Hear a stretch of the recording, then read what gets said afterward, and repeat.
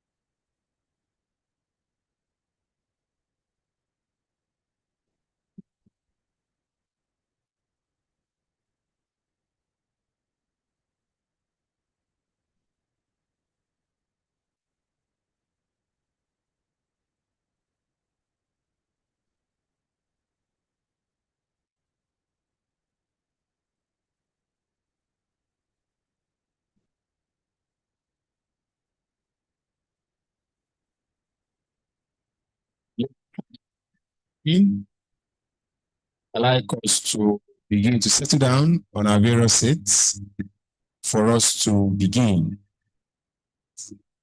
We like to begin this conference right now. I like to urge for some of us standing behind the door or at the door, please let's come in so that we can close the door.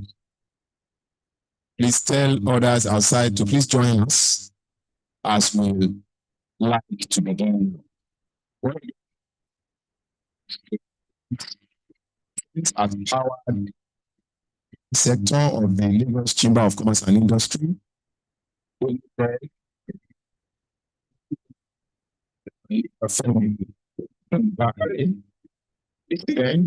top of the series of the planned events under the leadership. And I can assure you, as a man of excellence, this event promises to be nothing short of excellence. Once again, I'd like to welcome all of us to this morning, this cozy environment, excellently decorated, as we begin. It's our custom here at SCCI to always begin all of our events with the rendition of our national anthem. Can I please urge that we please be upstanding as we take the national anthem.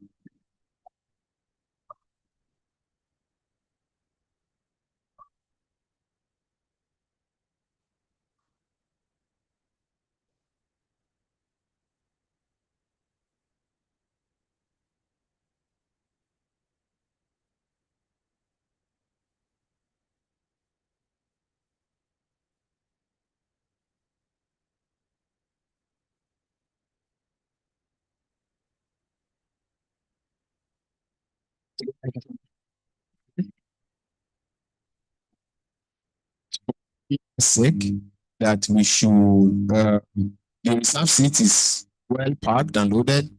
This other seat, let's move forward to occupy the seats that you have empty ahead of you. For camera sake, it's appropriate that we have all major seats filled up. This is also bad one, so that those coming after me can then see it from our leaders here. We don't see now the president, chairman of council of the Lagos Chamber of Commerce and Industry, our father, Mr. Sai, Mr. President, of course, the it's of you to be at the event when I have time. So,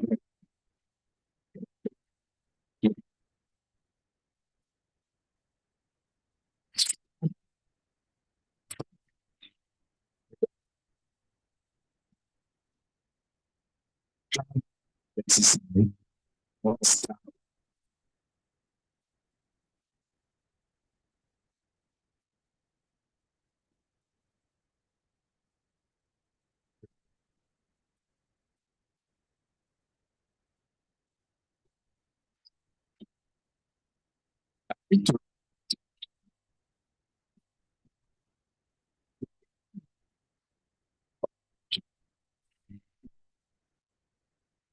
sources, establish sample.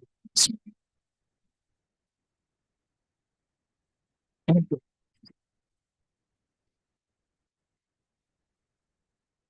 you so much, sir. Thank you for showing up. I actually this the those who decide what goes on in the industry here with us in-house. We have with us Dr. Fuad Anima Shaun, CEO, Lagos State Electricity Regulatory Commission, is our keynote speaker here. Thank you so much, Mr. Fuad. Thank you for showing up. We have also Dr. Adeshegun Akinolubade, Chair of the Nigerian Independent System Operators here this morning, is also one of our key speakers, ably represented by Mr. Babajide Iburunke, Executive Director of Finance. Let's put hands together for Mr. Babajide. Thank you so much, sir. Thank you. One house. We have also with us this morning the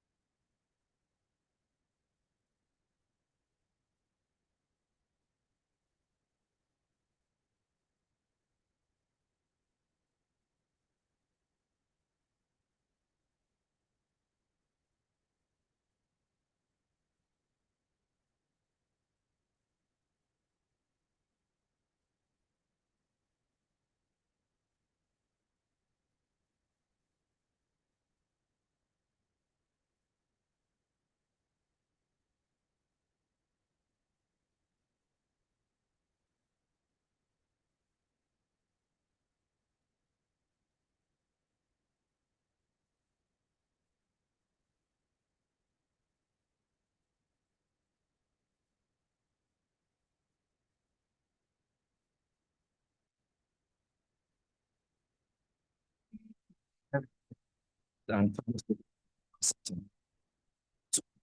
mix.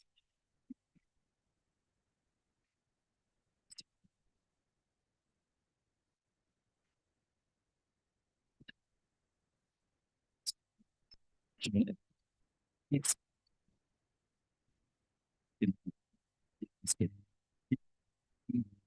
the sector player. Every time I'm at any event, family event, business event, once they start to talk about power, everybody starts like, so power is that thing that what you call that affects us all. So as we gather here today, Nigeria stands at a critical junction in its pursuit of sustainable energy. The power sector has witnessed significant reforms and decentralization efforts are underway to increase efficiency and private sector participation. However, these efforts are not without challenges. Infrastructure optimization remains a pressing concern, and we must collectively address the hurdles that hinder progress.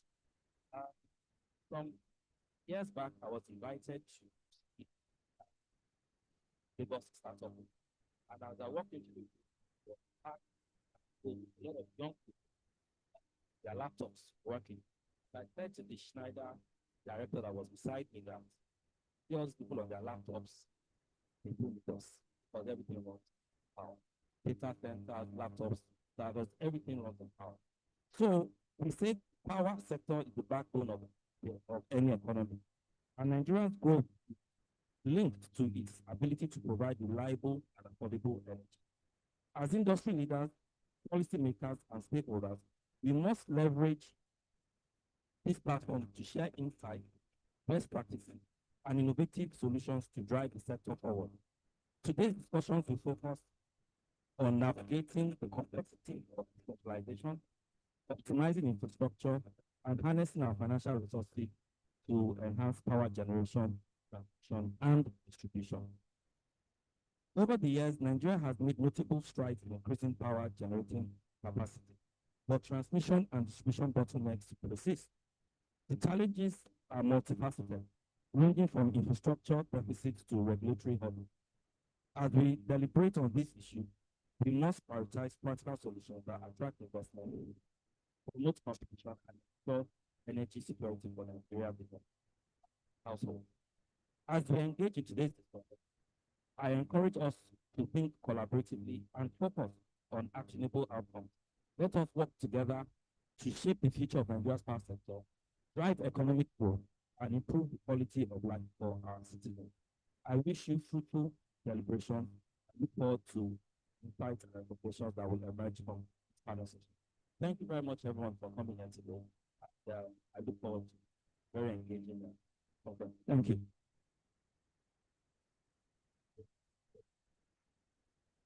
Much.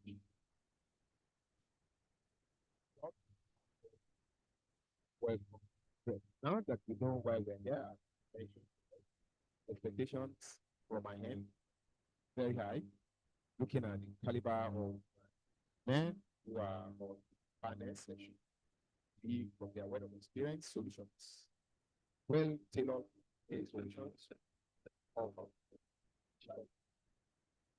how right in terms of power. But again, thank you so much. Yeah. Let me quickly recognize the Chief Executive Officer of Shepherd Hill, Mr. Surab. It's pardon me, that's a morning. Is he in or he stepped out now? Let's put hands together for him. I saw him in the house. Okay. Oh, thank you. Thank you, sir. Thank you for showing up. He is one of our big sponsors for our. Let me pick up the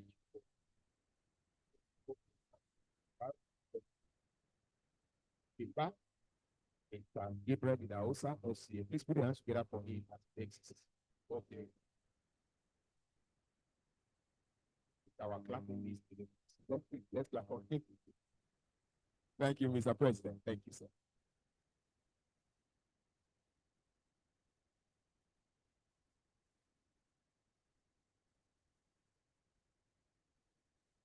Honorable Commissioner.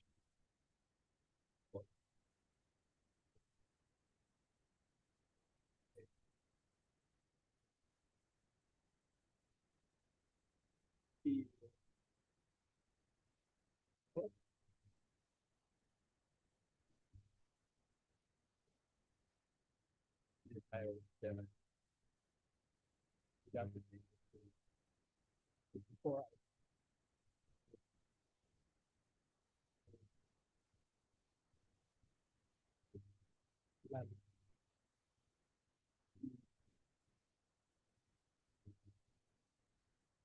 extremely proud, extremely proud of this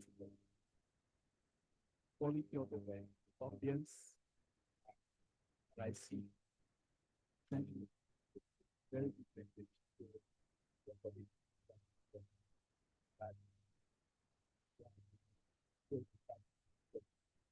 One thing I want to tell you, Mr. Bakari, incoming president, yeah, they are probably going to the president.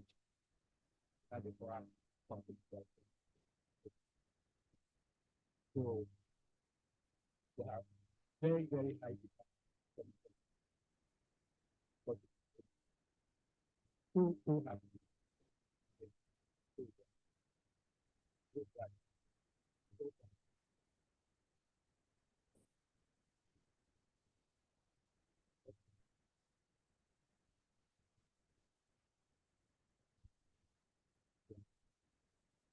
the reason why I'm saying is that we believe that Lcci, most of the year, yeah,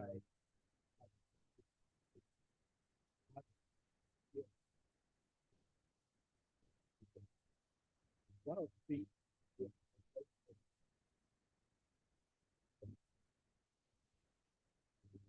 once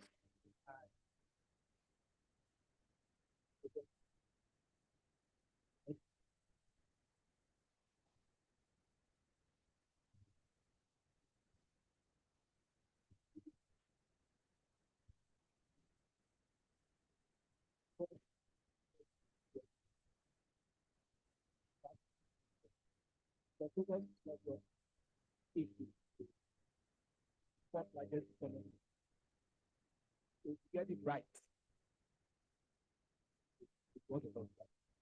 So I think the background to why I'm so happy with what I'm telling you. What I think is what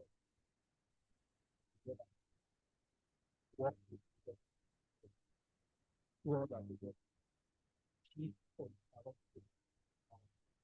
good for the because we cannot afford a position cannot afford to do federal government to sort out the let's do that for Lagos, Lagos Commission, and happy that the commission CEO there had a big conversation so once that commission got your mandate. The business commission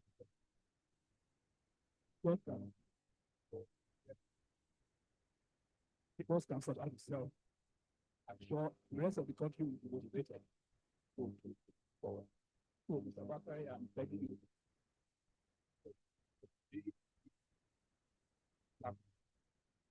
Despite Lcci, I'm thinking you're going to. So, on that note, I want to welcome you to this event. It's the important conference of the course that's got to work. Today's thing is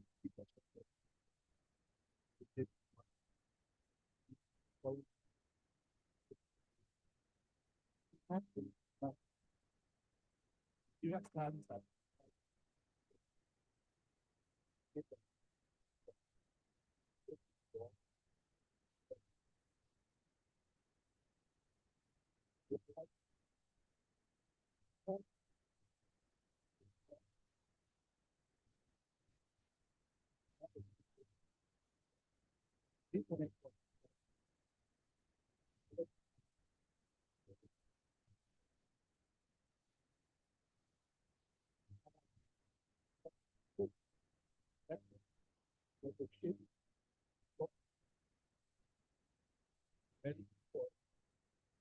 while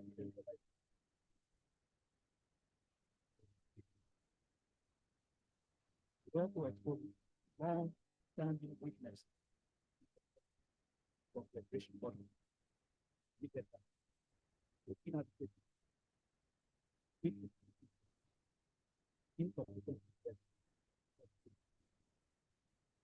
these gaps raise critical questions. How do we align new regulatory structures with investor control? How do we balance cost of credit carrying How do we embed renewable energy water systems, strengthen data management, and ensure harmonized regulation across federal and state? These are not theoretical questions. They are urgent imperatives that sit at the heart of various economic opportunities.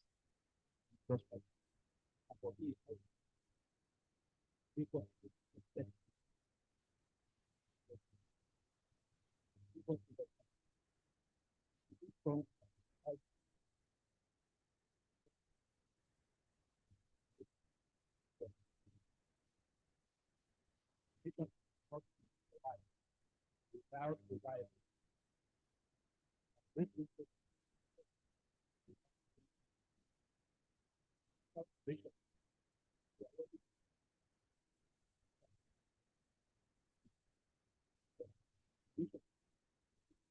well, without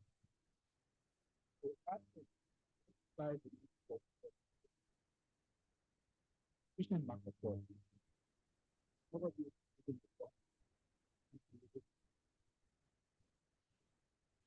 Private sector remains steady. Third, wait, the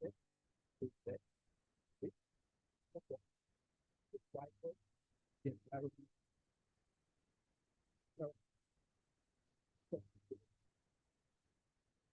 This one has been working.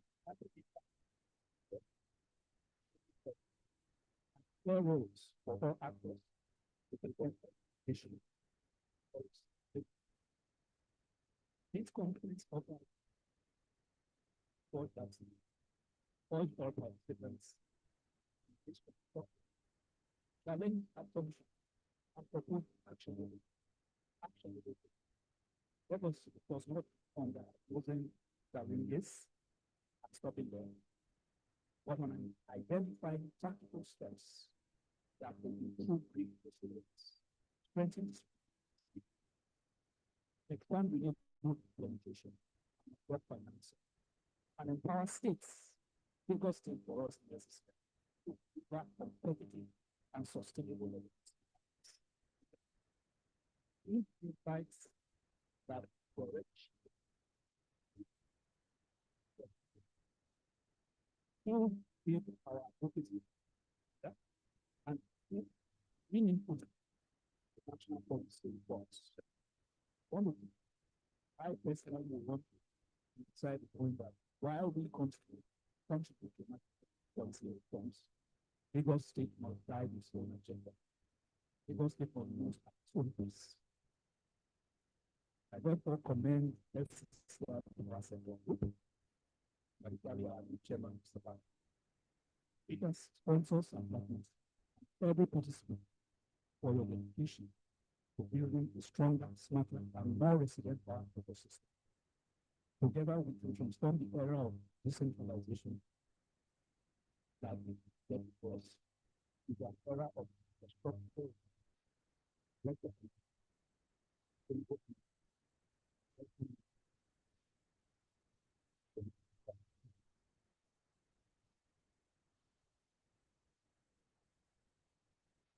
begin to be able to get up on my person. Thank you so much. Thank you. I want to beg us that let's very well dance together for this one was provided for. It's a great one. Also encourage them. Right, just before I go next, I'd like to recognize the presence of board working with the while the champions put out for Dr. FCA, the Director General of the LCC. Thank you so much for that you do. Okay, we'd like to move very fast. Special remarks by guests or special guest of honor today, Commissioner, Honorable Commissioner, Lagos State Commissioner of Energy, Mineral Resources, who is ably represented by very capable, competent, and qualified Mr. Beg, he will be Chief Technical Officer, Lagos State Ministry of Resources. Please put your hands together for Mr. Obadiah.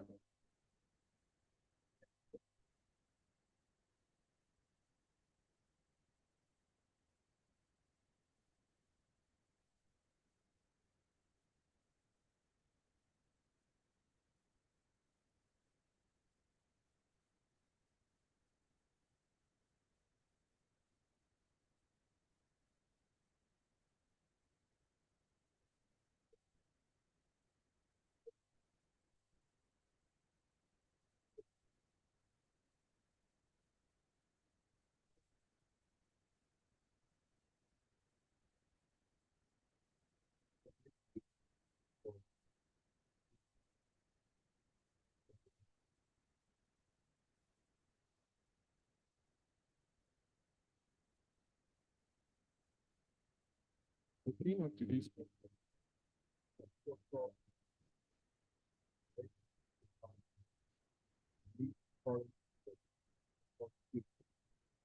project.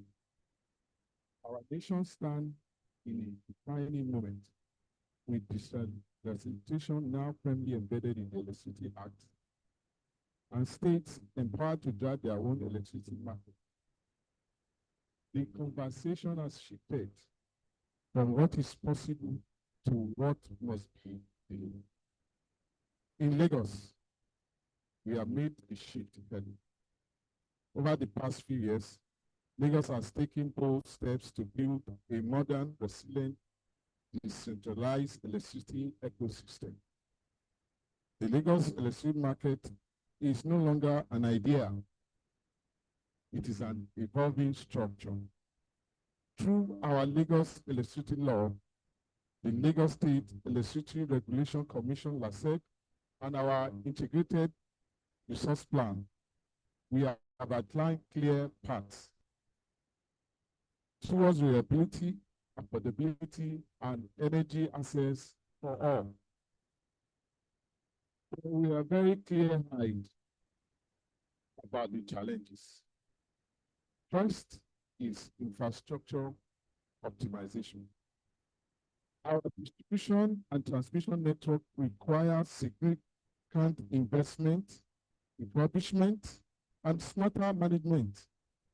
We cannot deliver reliability on infrastructure designed for a smaller population, a different economy, and a different time. Lagos grid infrastructure must evolve, and we are working with the private partners to make it happen.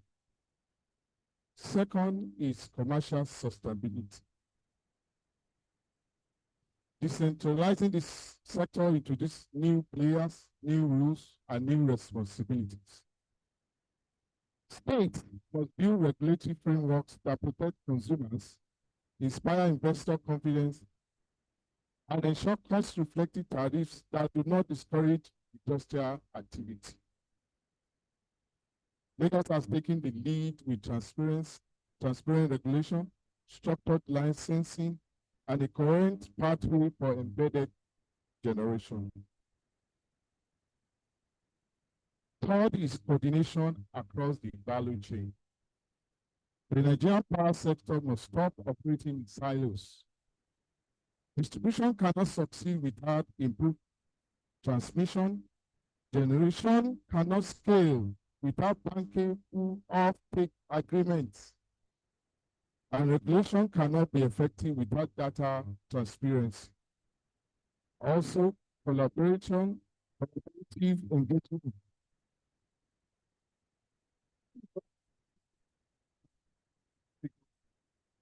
Agencies remain central to our strategy. Despite these challenges, we have opportunities, and this is for a good reason. Lagos is actively enabling new power solutions that will shape the future of energy in Nigeria.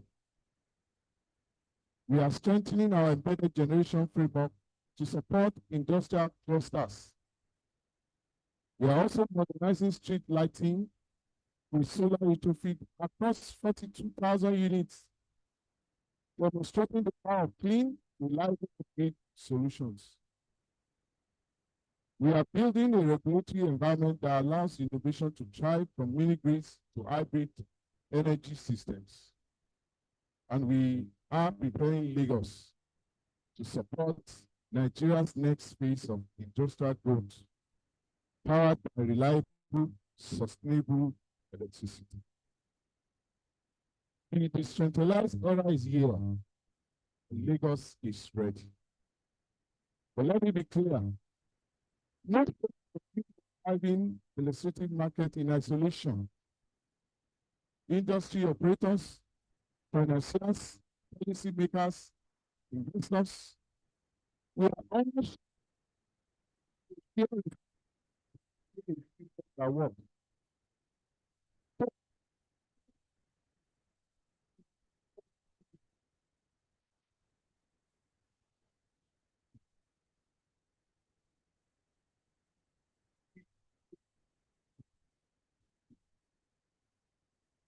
Once we meet, we have a large discussion.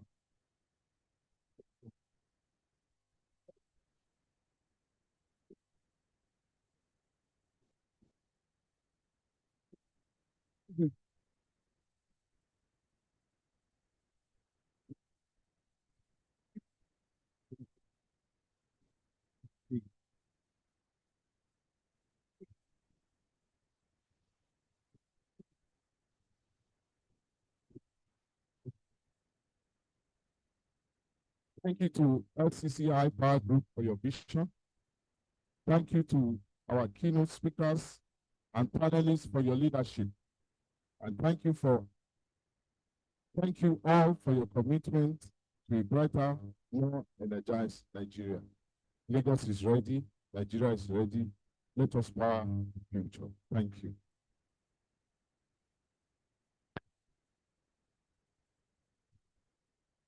Thank you so much, Honorable Commissioner, ably represented by Ahmed. You agree with me that while I described him as capable, competent, and complete the message, I wasn't wrong. Once again, let's put down together for Mr. Ben. It's only this row that is clapping. I deliberately want to make us clap. Yes. Thank you. Thank you. So we're moving very fast. We'd like to have for a keynote address or presentation, the CEO of Lagos State Electricity Regulatory Commission. Please put your hands together for Dr. Fuad Adema Shao. No, it's to be a doctor, particularly Adema Shao. Thank you, sir.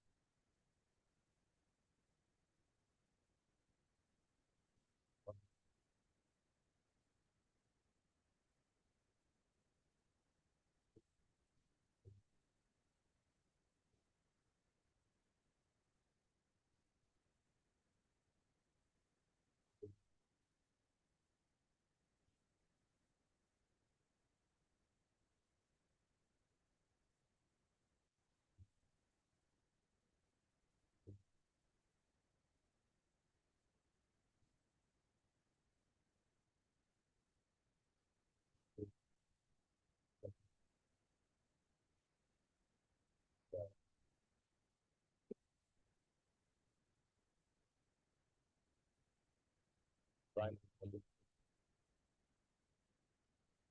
Right.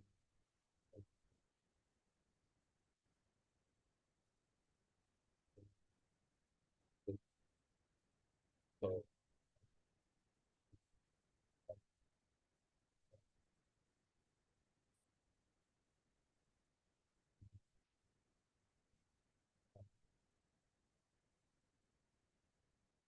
there is a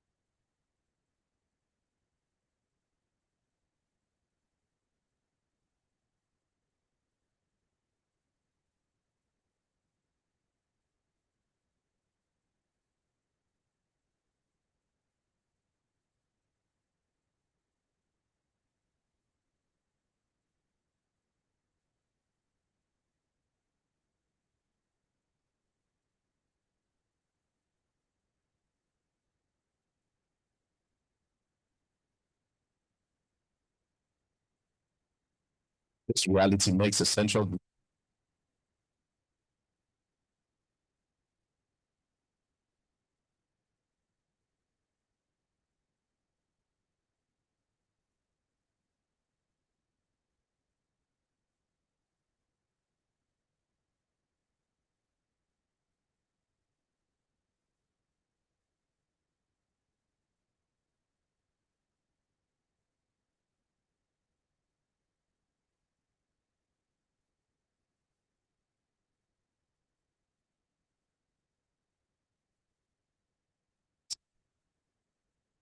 by the people of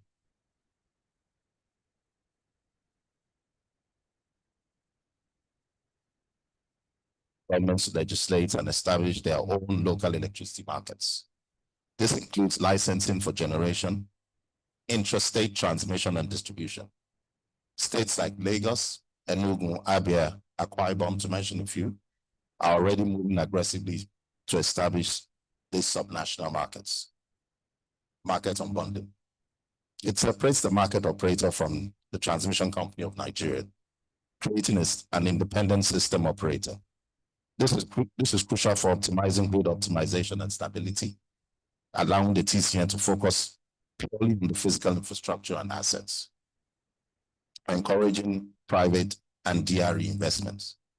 By removing licensing requirements for small-scale generation below 1 megawatt and distribution below 100 kilowatts, the Act opens the floodgates for distributed renewable energy solutions, particularly mini-grids and solar home systems.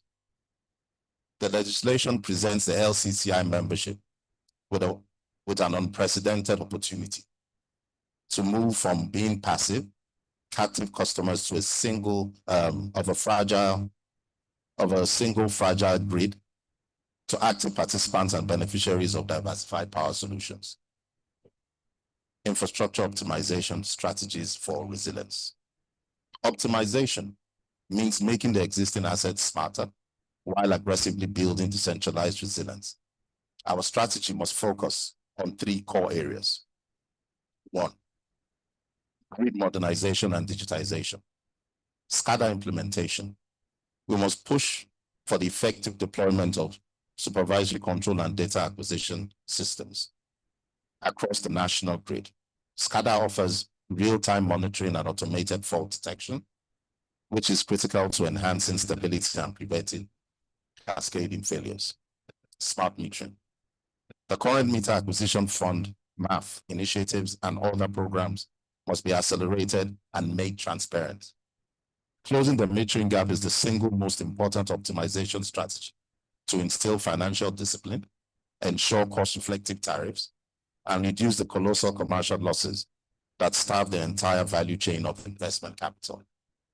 2, leapfrogging the decentralization. The fragmentation of the grid is not a sign of weakness, but an opportunity for resilience. For industrial clusters, free trade zones, and high-demand commercial areas where LCCI members operate. Investing in private dedicated mini-grids or captive power plants offers the fastest route to reliable 24-hour power. This bypasses the fragile public infrastructure entirely. Mini-grids and for productive use. Developers must pivot mini-grid deployment towards areas with strong productive use of energy, such as agro-processing centers and light manufacturing hubs. This enhances customer ability to pay, making projects bankable and sustainable. 3, security and asset protection. The persistent vandalism of pipelines and power lines diverts scarce resources from maintenance to reconstruction. We need comprehensive security protocols, combining technology and community engagement, enforced for both federal and state level security apparatus to protect critical national assets. Another aspect, navigating the decentralization hurdles. While the policy framework is now enabling, its implementation is fraught with challenges that must be addressed collaboratively. 1, regulatory harmonization. With the rise of state electricity markets, the potential for conflicting regulations with the Nigerian Electricity Regulatory Commission is real. A clear coordinated oversight framework between NERC and emerging state electricity regulatory commissions is crucial to ensuring consistent standards and attract long-term investments. 2, financing the gap. The infrastructure deficit is massive, requiring an estimated $10 billion over the next decade to achieve 24-hour power supply. Public funds cannot close this gap. We must aggressively leverage private capital through public-private partnerships and concession agreements, ensuring that investment instruments offer reliable, inflation-protected returns to attract institutional investors, particularly from Nigeria's robust pension funds. 3, political and implementation risk. The success of the 2023 Act hinges on the political will and technical capacity of the 36 states and the FCT. States must exercise caution, conducting thorough technical and commercial assessments before incurring the significant costs required to establish regulatory bodies and market structures. Investor confidence demands continuity, transparency, a predictable policy environment at every level of government. In conclusion, a call for private sector leadership. To the members of the LCCI, the power problem is now yours to solve, not just to endure. The new decentralized framework offers you 3 clear avenues for action. 1, invest in resilience. Actively explore and invest in dedicated captive power and decentralized mini-grids for your operations and industrial parks. Power security is now an internal business function, not just a government provision. 2, demand harmonization. Through organized advocacy bodies like this chamber, pressure federal and state governments to urgently harmonize regulatory frameworks, ensuring single, stable investment climate across the nation. 3, drive accountability. Support metering initiatives and insist on performance-based contracts and minimum remittance obligations from distribution companies. Only when power becomes a fully commercial commodity can the sector secure the patient, long-term capital it requires. The transition from a broken, centralized structure to a robust, centralized ecosystem will be challenging, but it is necessary.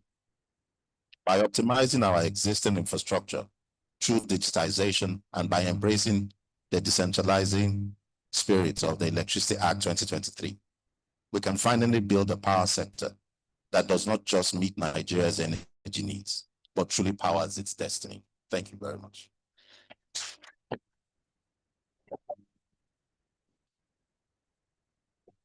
Once again, please let's put hands together for Mr. Dr. Anima Shaun, please. We're not clapping enough, please. Thank you. Thank you. Thank you. Thank you.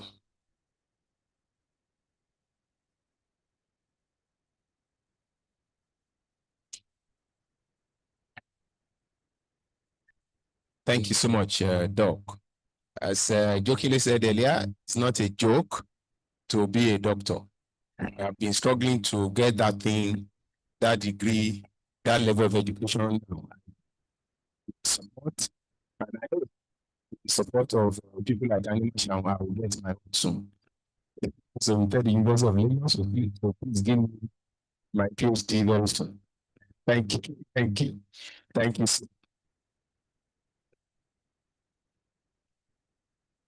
For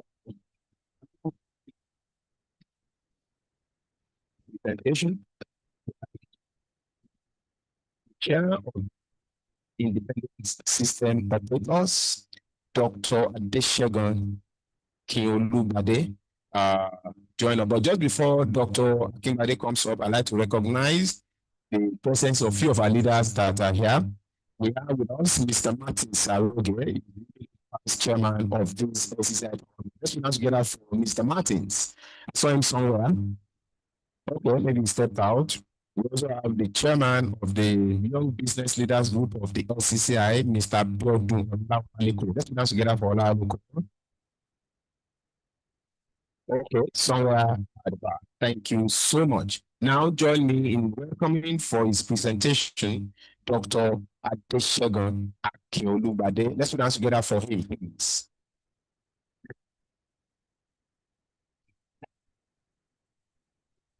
Yes. Good morning. Good morning. I think I'm in the so I expected more powerful good morning. Good morning, everybody. I can already feel the megawatts in the room. It feels like 10,000 megawatts already. I'm not Dr. Akin Olubade, ON, Babajide Ibironke, and the Executive Director for Finance and Corporate Services at NICE. The doctor is currently, maybe I should, today looks to me like a power day, actually. Somewhere in London, is attending similar conference. In Abuja today, NICE is hosting a stakeholders engagement. And so in Lagos, this is also happening. It looks like it's a power day. So good morning, ladies and gentlemen. The Honorable Commissioner, Ministry of Energy and Mineral Resources, the Honorable, should I say Honorable Commissioner now, or should I say the Chairman of Lagos State Electricity Regulatory Commission? So I don't know which of the two titles to use right now. President and Council members of Lagos State Industry, distinguished member of the business community, leaders of government and regulatory institutions, representative of development partners, industry professionals, distinguished ladies and gentlemen of the press. This is the speech of Dr. Adeshegun Akiolubade OON. I'm just reading as he has put it.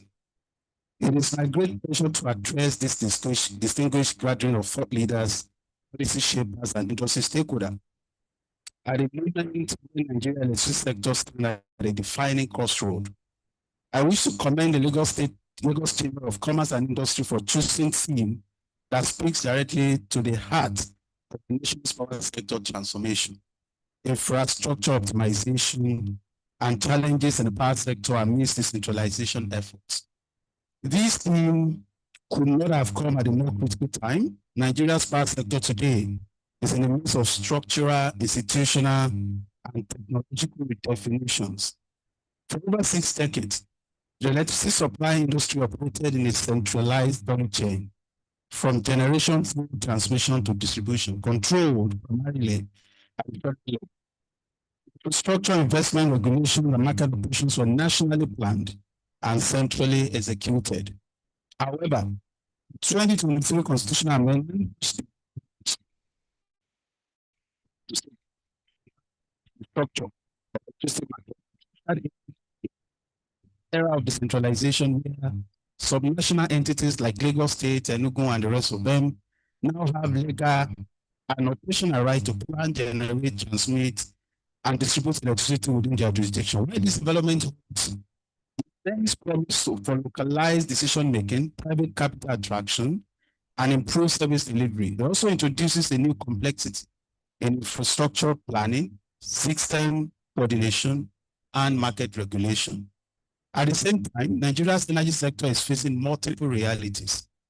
Number one is infrastructure fragility, generation underutilization, transition pressure, investment gaps, governance and coordination challenges. In all of this context, the theme of this conference captured the essence of the national debate. How do we then optimize existing power infrastructure and manage the challenges of decentralization, ensuring that the national grid is reliable, secured, and efficiently coordinated? This is not a theoretical question. I listened to the chairman earlier on talking about about this, the president talking about the fact that it's not a theoretical question. So I wrote it down that indeed it is not a theoretical question. And the truth of the matter is that we need to analyze the current state of infrastructure in the context of this decentralization. Our power infrastructure is a generation plan, network for transmission of distribution systems for decades. And I saw the chairman of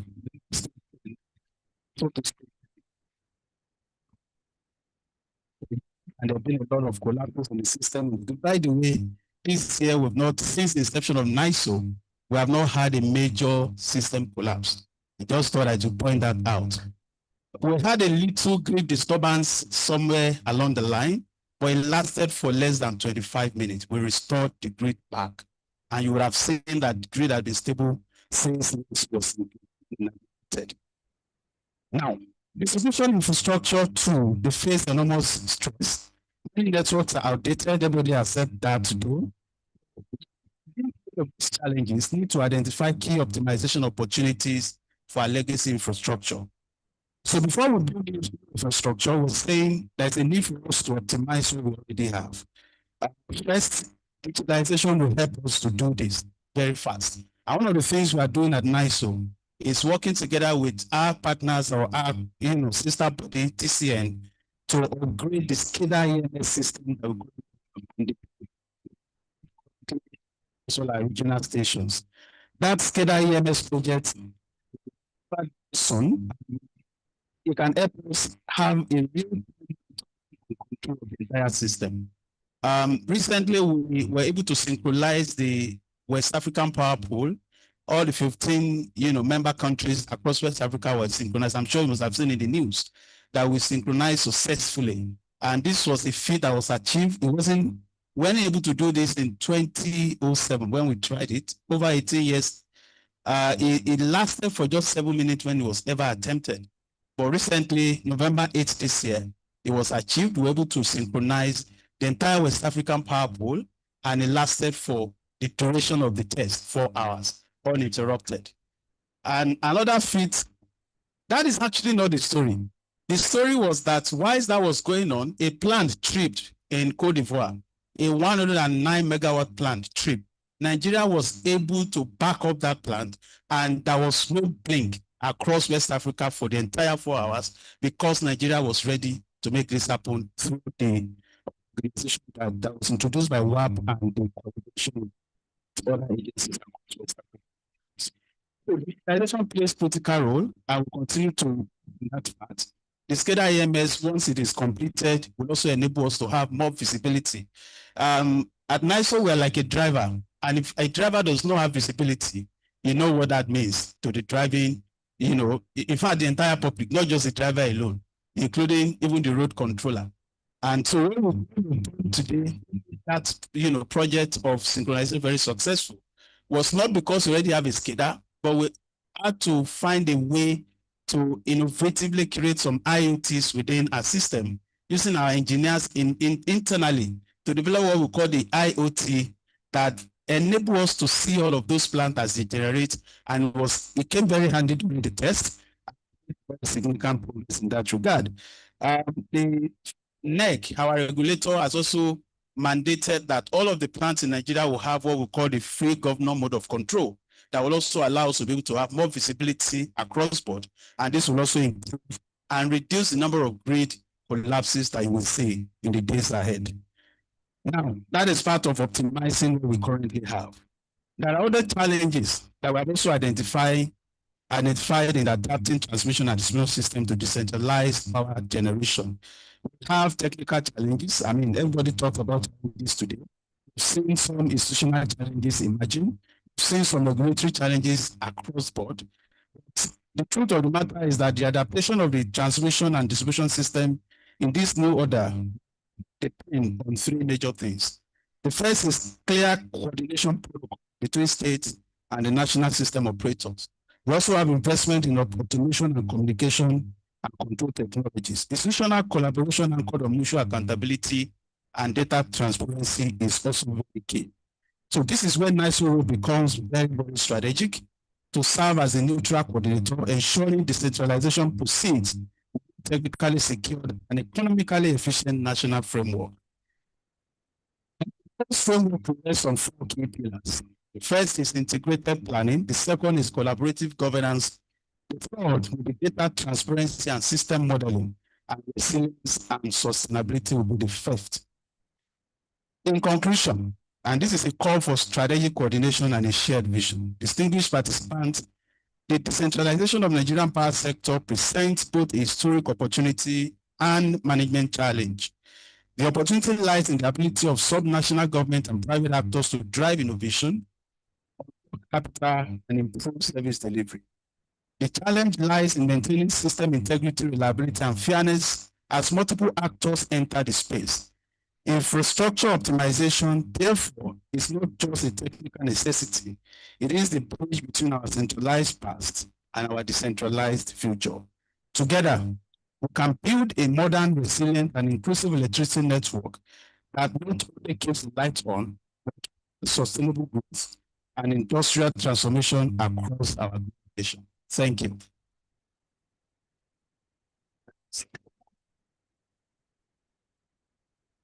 Once again, let's put down together for him. Thank you so much.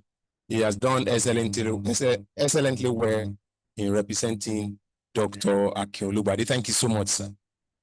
Need to move very fast. I'd like to recognize the presence of one of our sponsors, I told, Alhaji Fatai Bola Aziz, MD CEO of Bolamark Engineering.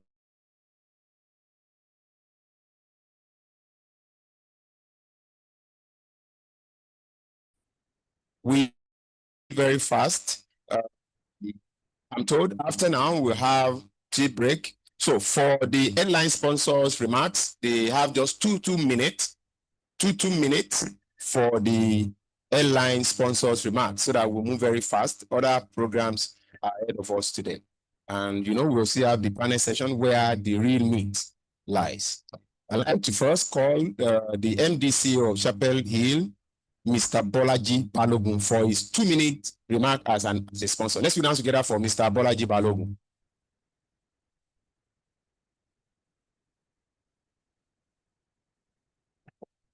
It's not in. Okay, let's put down together for Mr. Surab to make the remarks. Let's put down together for him, please. Thank you. Good morning, ladies and gentlemen, and I can see the disappointment on the news that Mr. Bolaji Balogun is not going to be here today. So you will have to make do with me today. And since he has already cut down our time to 2 minutes, I will be very quick. I will be basically speaking about Chapel Hill Denham. Chapel Hill Denham is an institution that has not only shaped the Nigerian investment landscape, but has also become a benchmark for showing what responsible, innovative, and impactful financing can achieve for Nigeria. Earlier this year, we celebrated 20 years of our operation journey. And for over 2 decades, we have been leading the Nigerian at the frontiers of Nigerian capital markets, the most trusted advisor to the governments and corporations, and really pioneer in the space of asset management as well as infrastructure financing. One of the most remarkable achievements for the last 10 years that I can talk about, which is personally my area of operation, is the Nigeria Infrastructure Debt Fund. This vehicle was set up to channel institutional capital to infrastructure sector. Nigeria has traditionally faced a problem of providing long-term capital for infrastructure. And NIDF was a structure that has really allowed a significant amount, about $350 million of investment into infrastructure by itself. And that has led to overall mobilization of about $600 million of investment in infrastructure. What has also been remarkable during this journey is that we have focused a great deal on the renewable space. So in Naira terms, we have invested about 70 billion Naira in renewable space, covering a wide spectrum of subsectors, starting from mini grids, solar power plants, solutions for CNI customers, as well as solar home systems. With that, I think my 2 minutes must have run out. I just wanted to give a message that NIDF success has now spawned like 6 or 7 other infrastructure funds who have now come into the market, and it is great for the future of Nigerian economy. Thank you.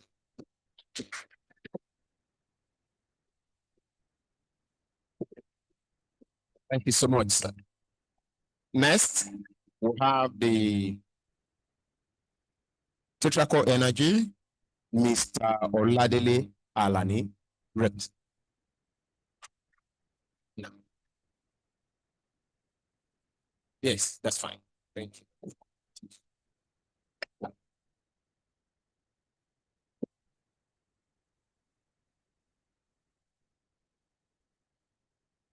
Sorry, please permit me to Mr. Alani's presentation. I'm told the president wants to leave, and I want him to make okay,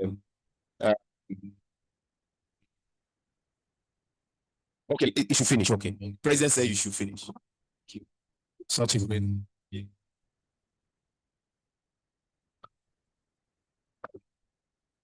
Okay, so I thought we sent the slide, so I don't know if somebody can pick it up. All right. Good morning, everyone, once again. Good morning. I'm not getting any feedback from the house.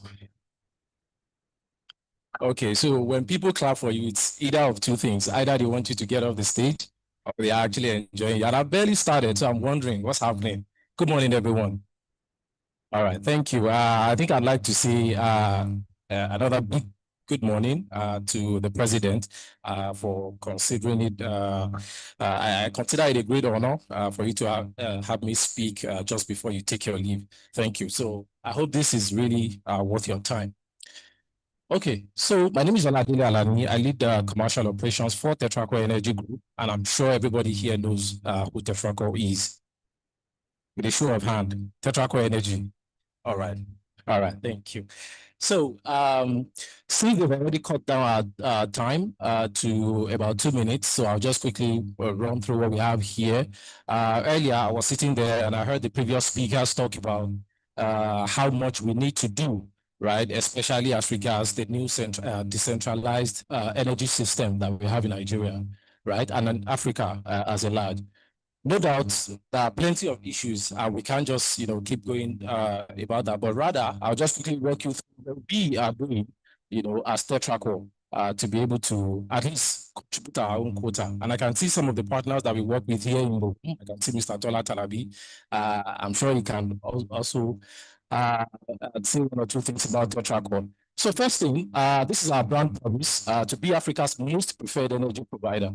And the few partners, like I said, who have worked with us can testify to this. Currently, as it stands, we have a gas portfolio of over 100 million scf per day, second to only NNPC. I need to say that, NGML, actually. So we have the second largest gas trading portfolio in Nigeria today. So if you have other partners in the house, we are willing to have a show with you. Currently, our virtual pipeline infrastructure is one of the best. Like I said, Team Electron can testify to that. We have our mobile auto gas refilling units deployed across the station, across the nation in strategic locations. Okay, because here we can't see this, but we also have develop some other power projects up to about like 100 MW gas to power solution. Essentially, what do we stand for? This land promise is not just a string of words, right? For us, it's a commitment to ensure that whatever resource we have in Nigeria, primarily we're a gas to power company, right? And because of that, we make sure to ensure that the resources that we have don't just stay in the ground. One, we don't just consider them for export. So for us, at the core of it is to ensure that how are we able to ensure a decent level of industrialization in the country? And that has led us to doing several projects, like I said, deployment of virtual pipeline infrastructure and all whatnot. Okay, this is not working, but can somebody help me? Okay. So, okay, all right, thank you. Okay, so this second slide just further reinforces why we decide to call ourselves an industry leader and trailblazer for several reasons. One of the first set of things that I could mention is we are the first company actually to operationalize the network code for those who are conversant with the gas network in Nigeria. So I just summarize what makes us industry leaders in just 4 critical points. One, gas infrastructure leadership. And I mean, a big bold to say once again that in pipeline development expertise, we are one of the best. So I could hear the Chapel Denham team. Maybe after this presentation, we can just have a little chit chat to talk about how we can create synergy here. Virtual pipeline, which I already talked about.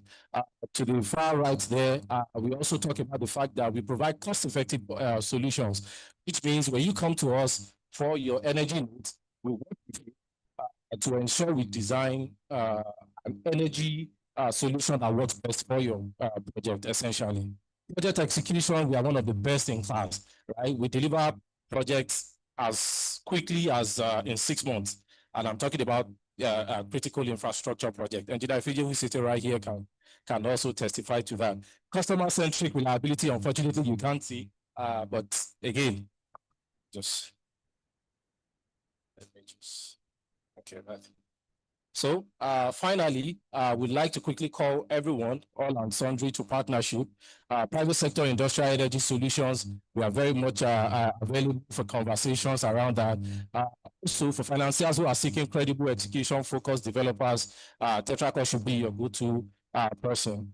We've also had a few government-led electrification efforts. Currently, as we stand, we're having several partnerships with different state governments, especially as it concerns the state electrification, electricity act and all whatnot.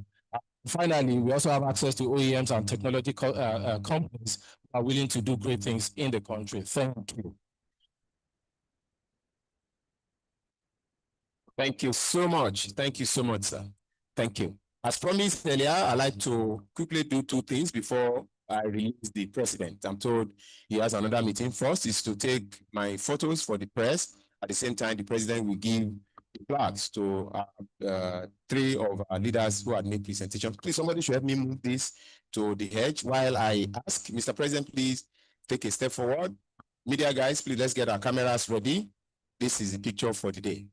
Mr. President, the chair of the group, representative of the Commissioner for Energy and Natural Resources, Lagos State, Dr. Fuad, should also join us. Then representative of King Olubade, which is the Mr. Babajide Ibironke. Please join us on this photo. Madam DG also will join us. Representative of the Commissioner will also join us. And the representative of King Olubade, please join us. Mr. Babajide Ibironke. Commissioner.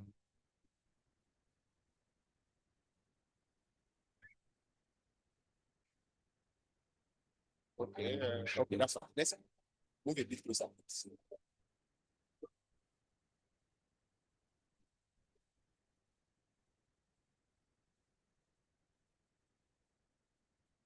Okay, it's okay, sir. It's okay. Let's move a bit closer, sir.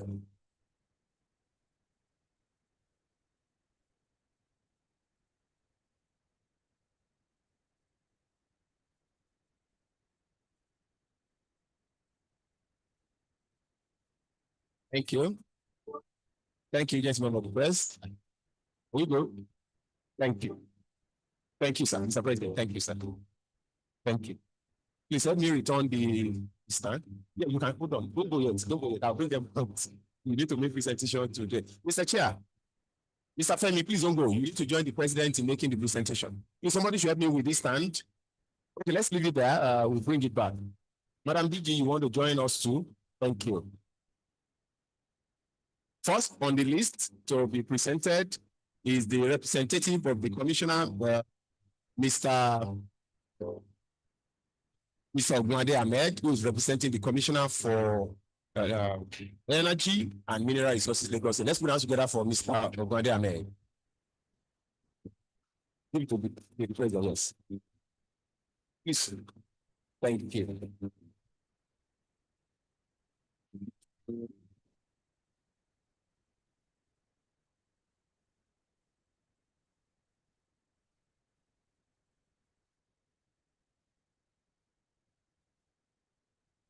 Thank you. Thank you so much, sir.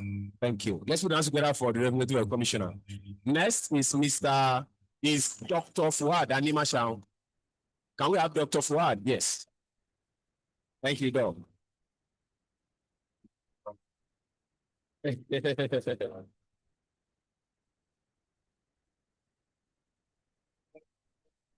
Yes. Let's go.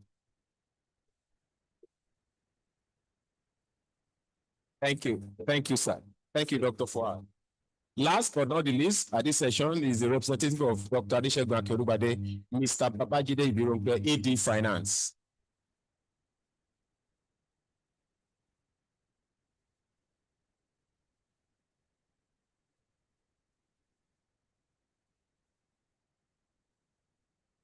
Thank you, gentlemen of the press. Thank you. Thank you, sir. So at this point, Mr. President, thank you so much. Okay. Well, ladies and gentlemen, I'm very sorry I have to go give presentation at a similar event. I'm really enjoying the event. I wanted to actually stay in the power group, but they are saying I must come there. I want to thank the sponsors. The sponsors were extremely grateful for this event. Thank you very much. Thank you. Thank you so much. Wish you safety as you move, sir. So we are the keynote presentation by the airline sponsors. So we have had two of them. Next to speak to us, can somebody help me with the podium, please? Somebody should help me bring the podium here. Thank you. Thank you, sir.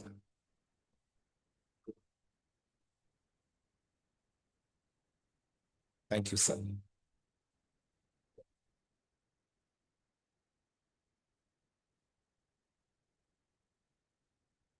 Next to speak to us is Mr. Sheung Sulaiman. Let's put that together for him. He's from Siemens, Nigeria.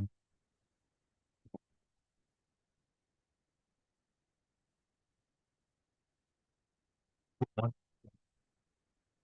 name is Sheung Sulaiman, Energy Nigeria.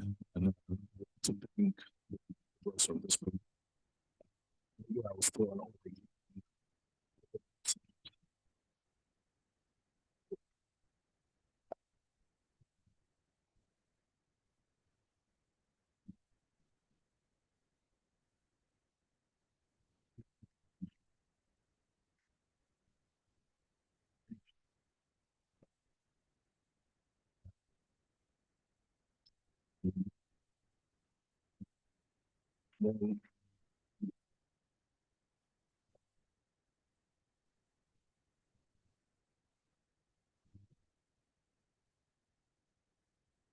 showing that that's been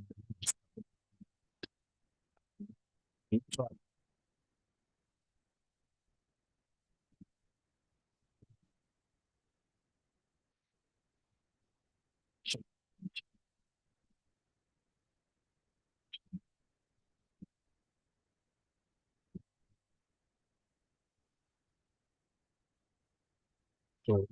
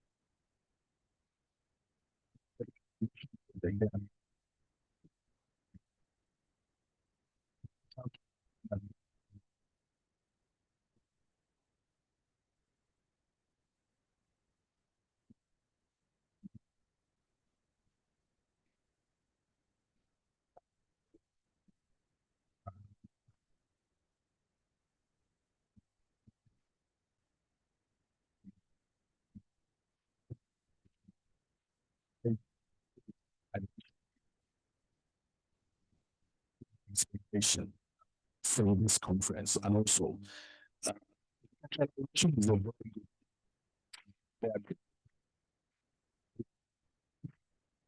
centralized because at some point centralization they will have enough power to the excesses. They push that through the grid and they will sell that. So it's also encourage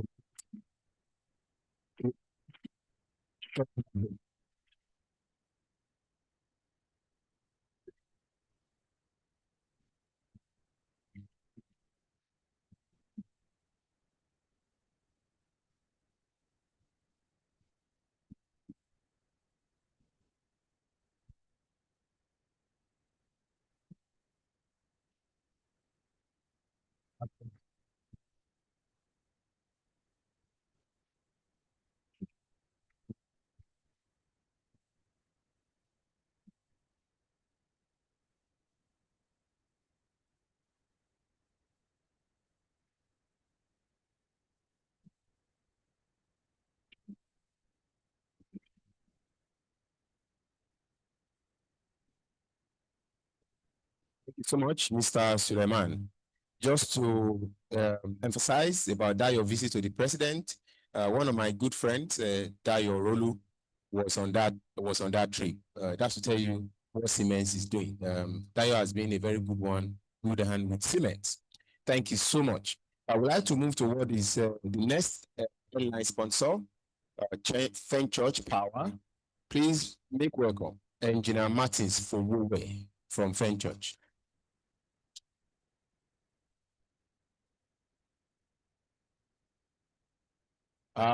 Three-piece engineer. That's beautiful. Thank you, engineer. Thank you. Thank you very much for that. It's a pleasure to be Judge.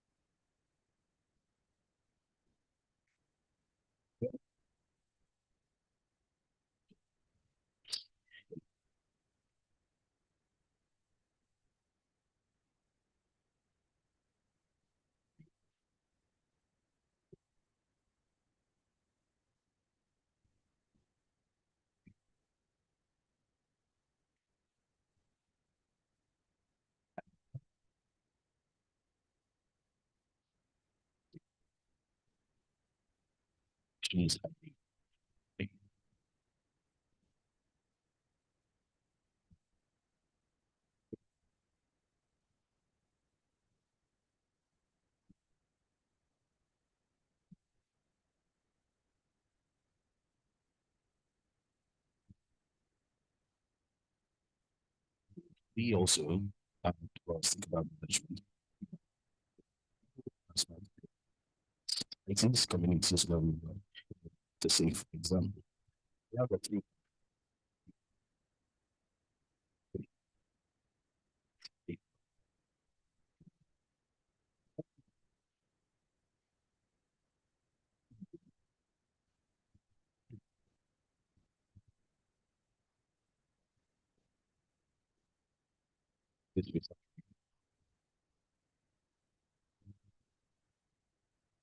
Things.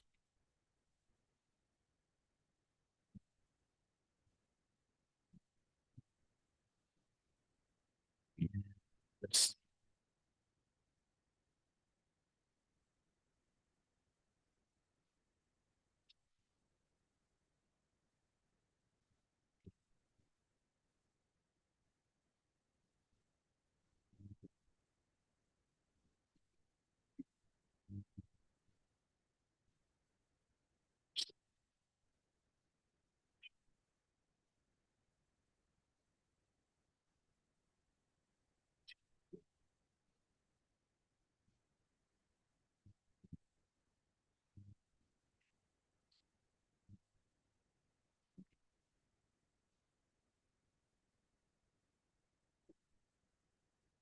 Thank you so much.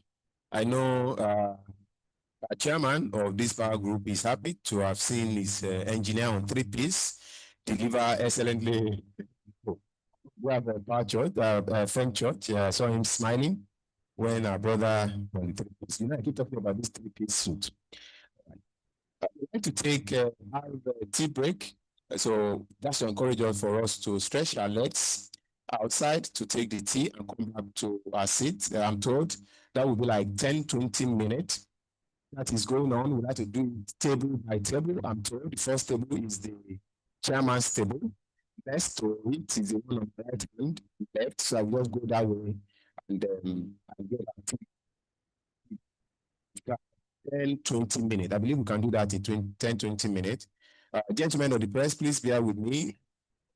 We need to have the press, please need to move outside to have the interview with the chair as well as the director general. We have this table for the tea. You join me outside as we have the interview with the chairman. Gentlemen of the press.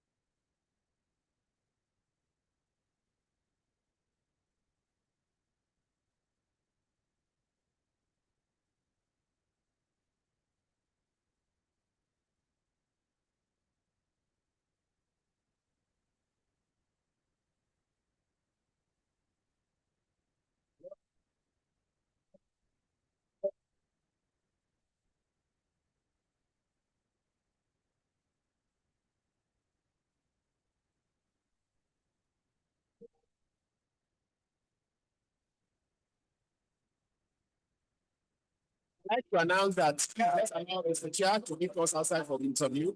And also re-emphasize that please hold your mobile phones at this point. Before that you have with your mobile phones. Don't drop your phones. Do not drop your phones. Mr. Chairman, let's meet you outside, sir.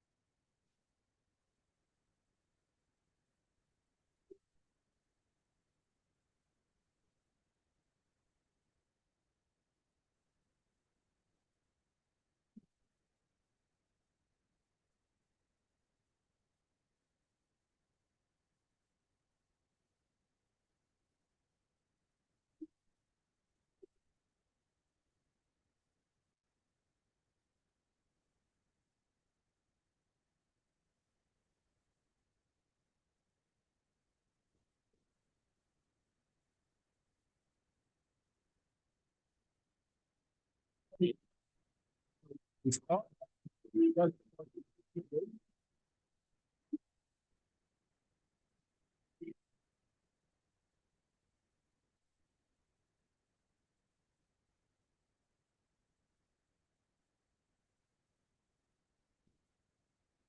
you.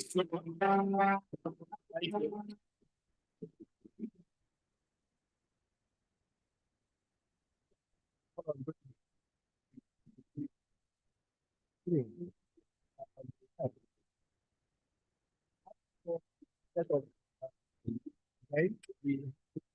Right? Focusing on infrastructure optimization and challenges in the power sector amidst current centralization efforts. That is a theme for this session. As we settle down, I'd like to bring on stage today. One house, the moderator session forward. Present, I bring you on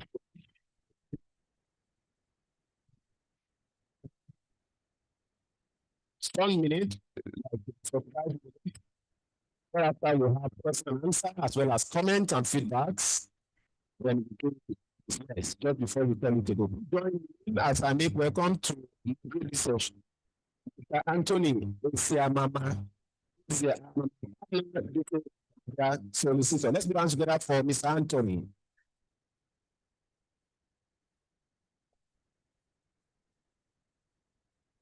I think you like to be here so that you bring up your discussant this way. Thank you, sir. This session is for you. Thank you, Lcci, for this opportunity to speak at this event and to moderate this session. And I sincerely also want to thank our Friend Church Group, led by the MD, Mr. Femi Bakare, for extending this invitation as well. Sincerely pleased to be here to have this conversation with industry stakeholders to see how we get things right. I think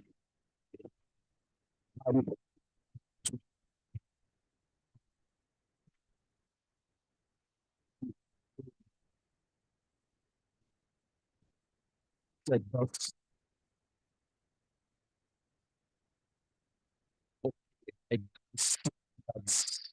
okay.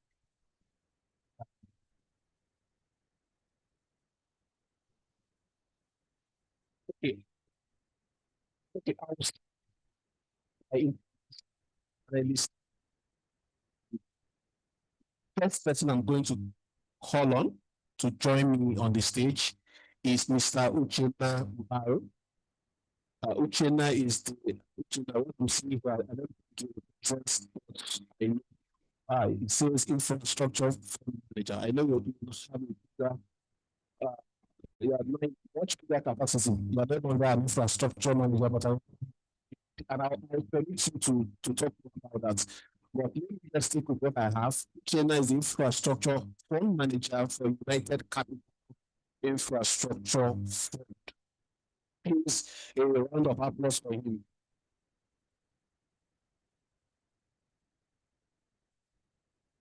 The second person I will be calling on is J.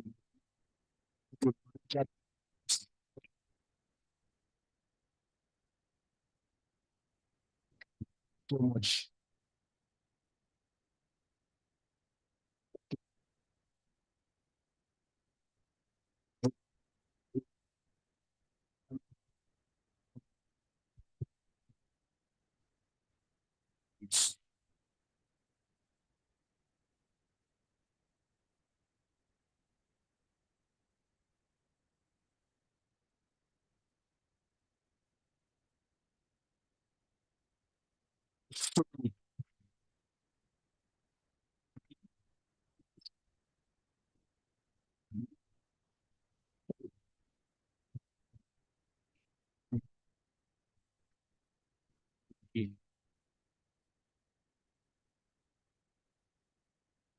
I saw Mrs. Willa Joseph Kondoti previously. I don't know whether she's still around.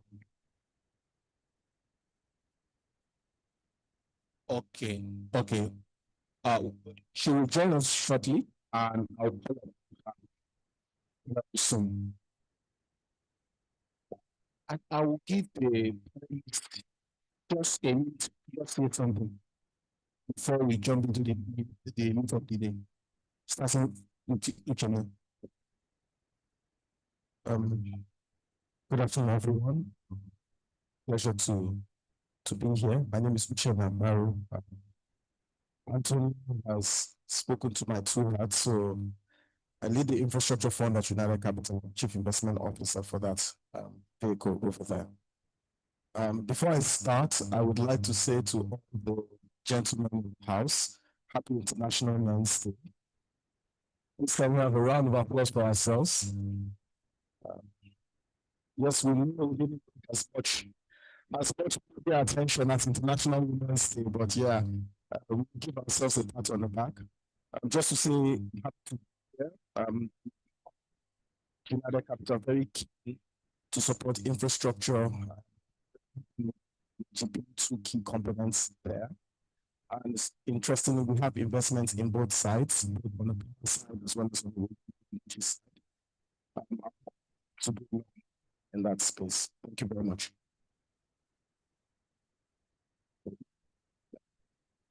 Good afternoon.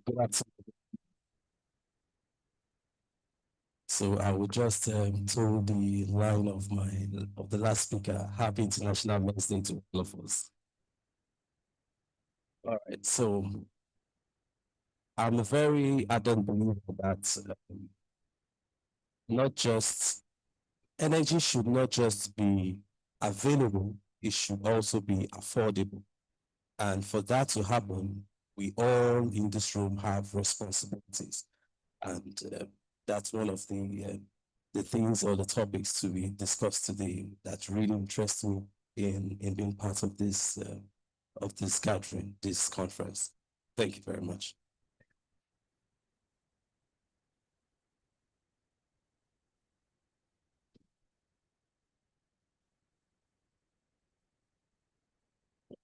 Good afternoon, everyone. My name is Jumoke Ayofamisa. As earlier introduced, I am a Senior Vice President with Stanbic IBTC Infrastructure Fund.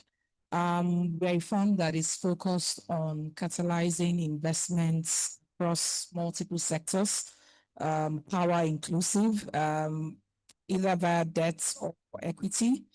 And I'm excited to be here today, contributing to the topic. Regulation reforms is creating a new wave within the power sector, and we as investors, we are excited. Project sponsors to really entrench the growth and the kind of results we want to see in the sector. So thank you, and happy to be here. And happy International Men's Day. Sorry. Okay. Please permit me to call on stage Mrs. Willa Joseph Kondoti. She is the Group Managing Director, CEO, West Power and Gas Limited. Thank you, ma'am, for joining us. Please, Mr. Talabi, go ahead.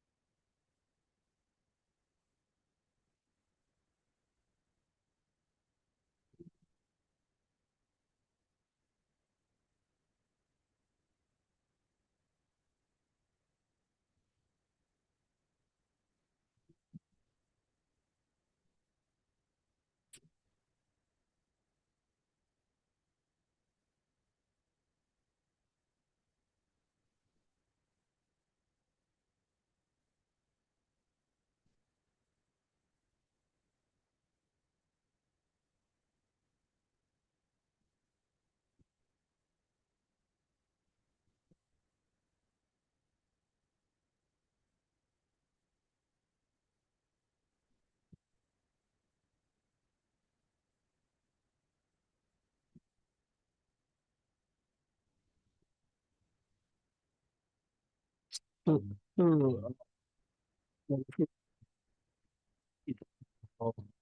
let's do just 1 minute.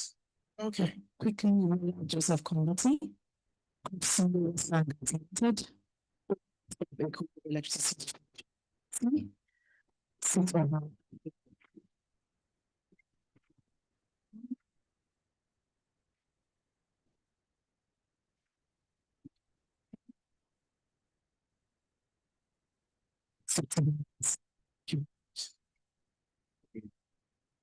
Thank you so much. I'm going to jump into the meat of the day. To start with, you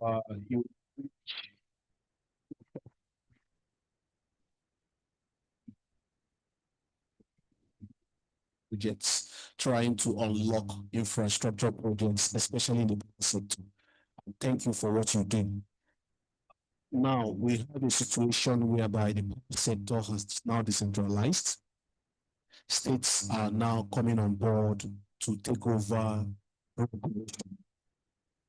And I will start by asking whether, in view of what is going on, do you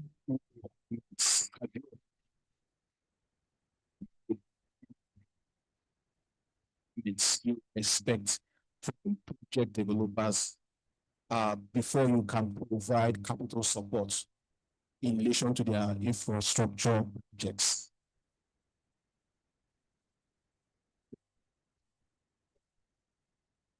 All right, thank you. So I'll speak in the context of grid scale or grid connected power plants, because if I look at captive power plants, nothing much is changing in there. I think if someone were to approach us today to say, I've got a contract, I want to do an embedded power project, the first question for me would be, who's the off-taker? Who are you signing this contract with? I mean, in Lagos State, for example, there's Eco Electricity, there is Excel. So is it Eco, is it Excel, is it Isopco? Because those things are important. What nature of contract are you signing? Is it just, are you just generating?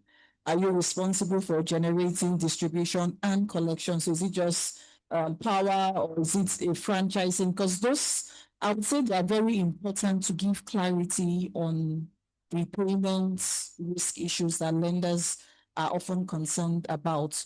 Collections is very important because you'll be wondering, is the cash going to be commingled with whatever is happening at the job disco level? Is it ring fenced? What is the cash flow waterfall? I think one major issue that has been flagged in the sector is the high leverage in the books of the legacy discos. So if you're someone coming into a new grid project, I won't be sure that my cash flow is insulated from all of this. And that's why the questions I asked as to who are you signing this contract with is very important. The decentralization in different states, there's still a lot of clarity that is required from a tariff perspective. Some states have come out to clearly say that there's no subsidy. Some are saying they are exploring solutions for the lower income segments. So who is responsible for the tariff? Is this sponsored? Can they change tariff in terms of if their cost rises, they can pass it on, or they have to wait for the regulator? Like, what you find in captive willing power, willing buyer, willing seller, they negotiate and agree their prices. Now you're going into the grid. There is band A, band B.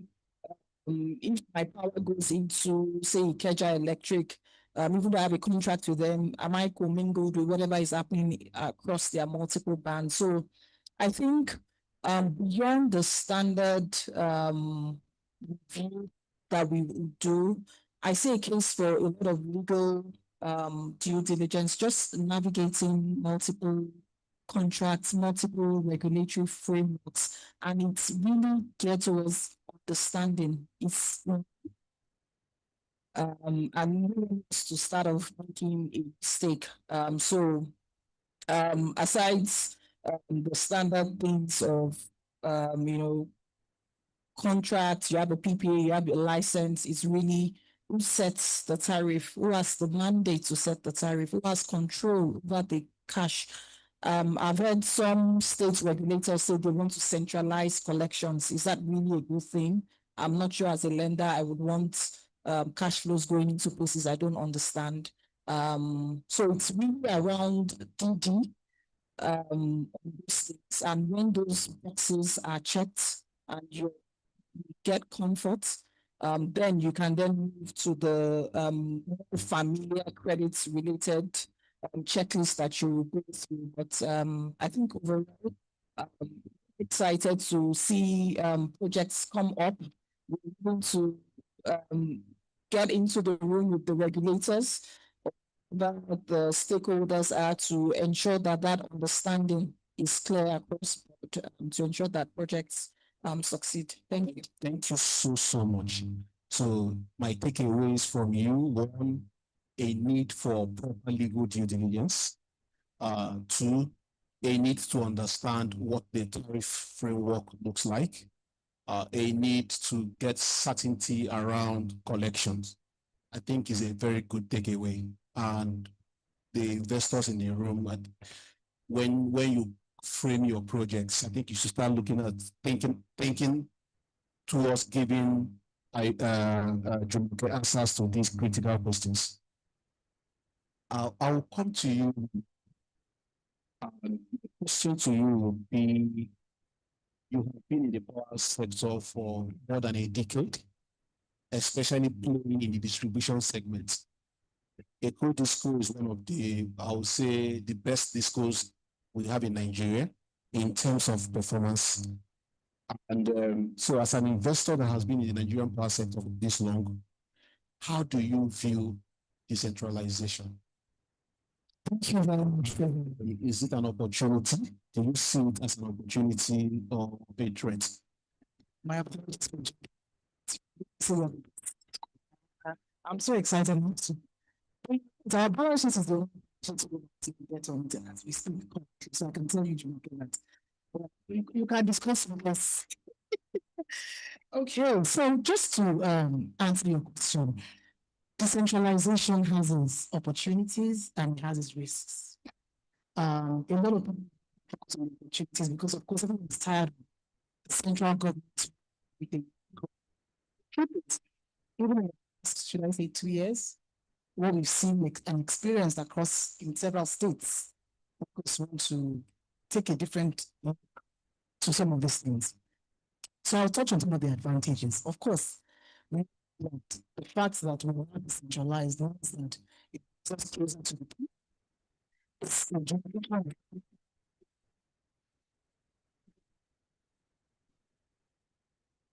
clarity regarding the jurisdictional boundaries. It also means that your tariff into the type of people.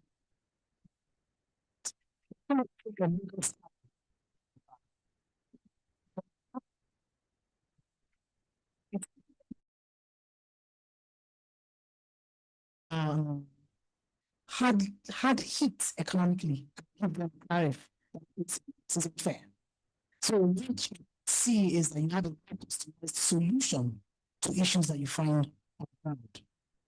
Let's not forget that there's still some issues, and I think some of the issues you see are issues on capacity. It was a centrally run system. We had 11 discos. Of the 11 discos today, I think maybe 3 or 4 are alive, if I may put it that way. If you go to the generation is doing much better, I must tell you that. So when you want to hire people, and it could go employees or former employees, CEOs of 3 discos or 4 discos, extremely good. So that tells you that there's a capacity problem.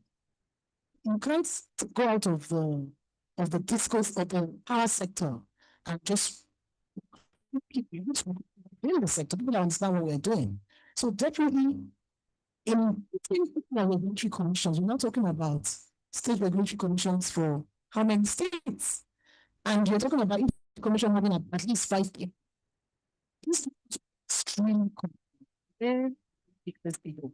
So there's definitely a capacity challenge there as well for the State Regulatory Commission today.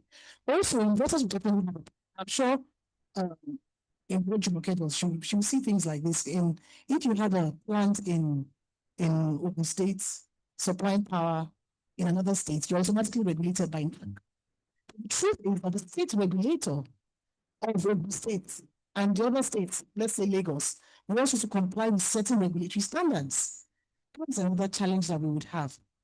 Now, the wonderful thing I must say is that the Electricity Act has provisions for intergovernmental partnership discussions. It's an amendment currently for the House, which is they're looking at, because I think so I think the energy problem, which I like teasing them, Chairman, CEO about it, but the energy problem that we had regarding in the tariffs, the federal government can again decide that you know what, it's still decentralized, but let's do a hand-holding process. And I totally support that process. A hand-holding process where they're able to meet regularly, check what is going on, streamline to ensure that no one is really out of control. Because I don't think the act as it is today does not take us away from the grid 100%. It says that as long as you're in that state and you have an embedded generation plant or an IPP within that state and the distribution company regulated by the state law. However, once your power crosses the state, whether they are the grid, where any other thing you are building, whether in charge of it. So it's a complex structure. It has advantages, it has disadvantages. Definitely, a lot of people will be happy because to attract more investments. You see the likes of Mr. Tola to business, the likes of Mr. Fenchurch coming to business, more people because they can actually get talk to the governor. So it's easier to see them. So they can definitely talk to the governor and say, you know, it's state. So that's a major advantage. But if you have choose to go so you can call the Lcci and you call the CEO. So you know the things but you don't fly all the way to Abuja to get things resolved. It's not forget that this is one of the few teething issues that we to resolve. Thank you. Thank you so much, Madam Bola. My takeaway one, decentralization has brought investors closer to the people. However, on the other hand, there are challenges around working together, which needs to be fine-tuned between the federal and the state regulators. I think that's, you said a lot of things there, but recently I am speaking with a regulator and I discovered that some states look at the Electricity Act and the Constitution differently. I know of a state today that is saying that they are not bound by the Electricity Act, that they are only bound by the Constitution in relation to how to set their state electricity markets.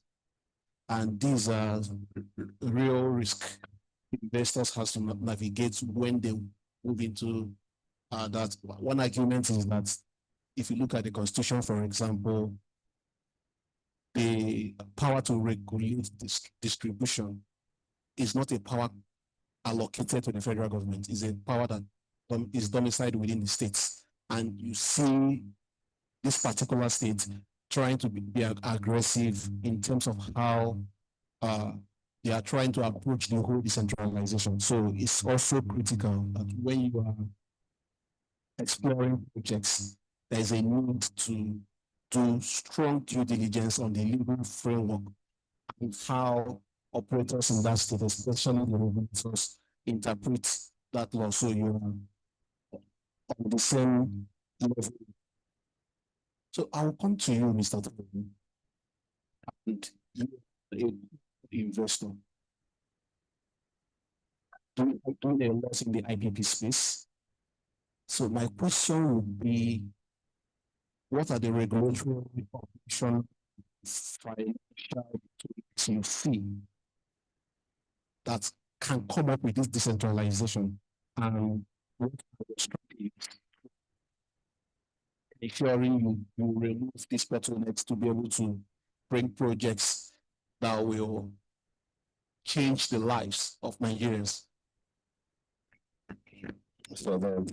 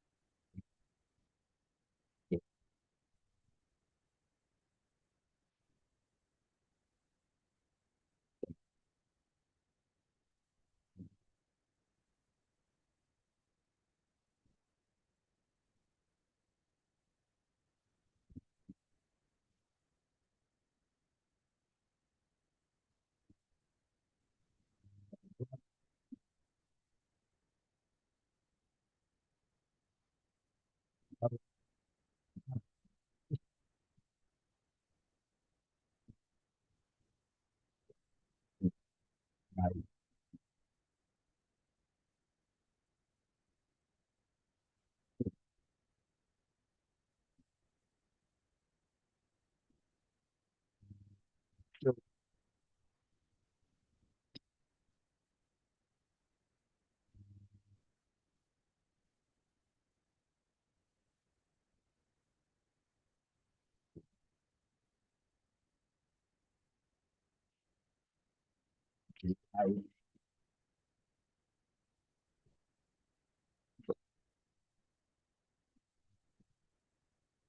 would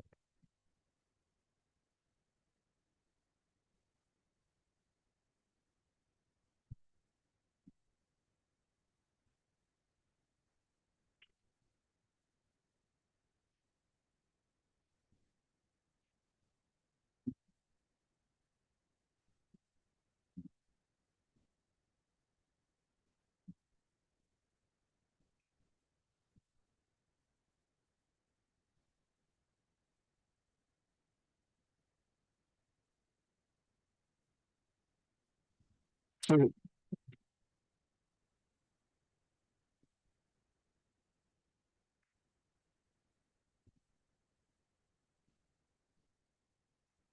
I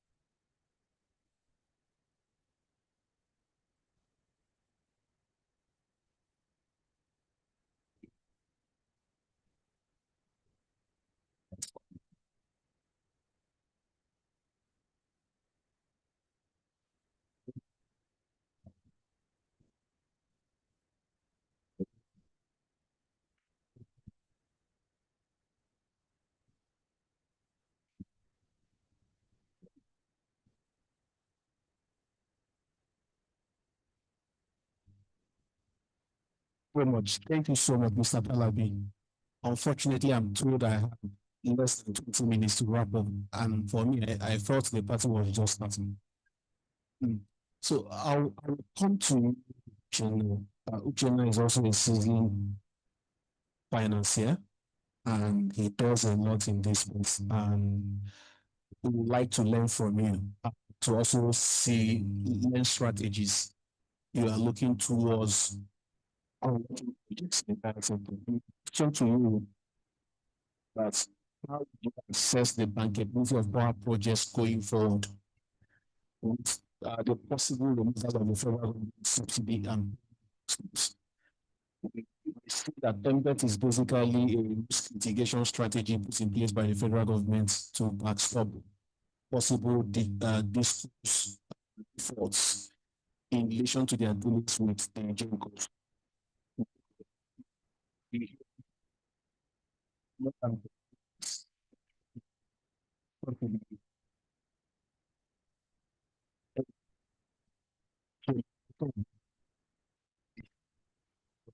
Financing confidence.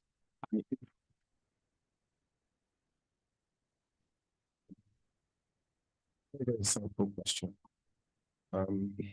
If we think about it, the only reason why we ask for backstops and instruments of that nature is because, on the one hand, we are dealing with the public sector. We are expecting that there's an obligation where the government has to pay for something.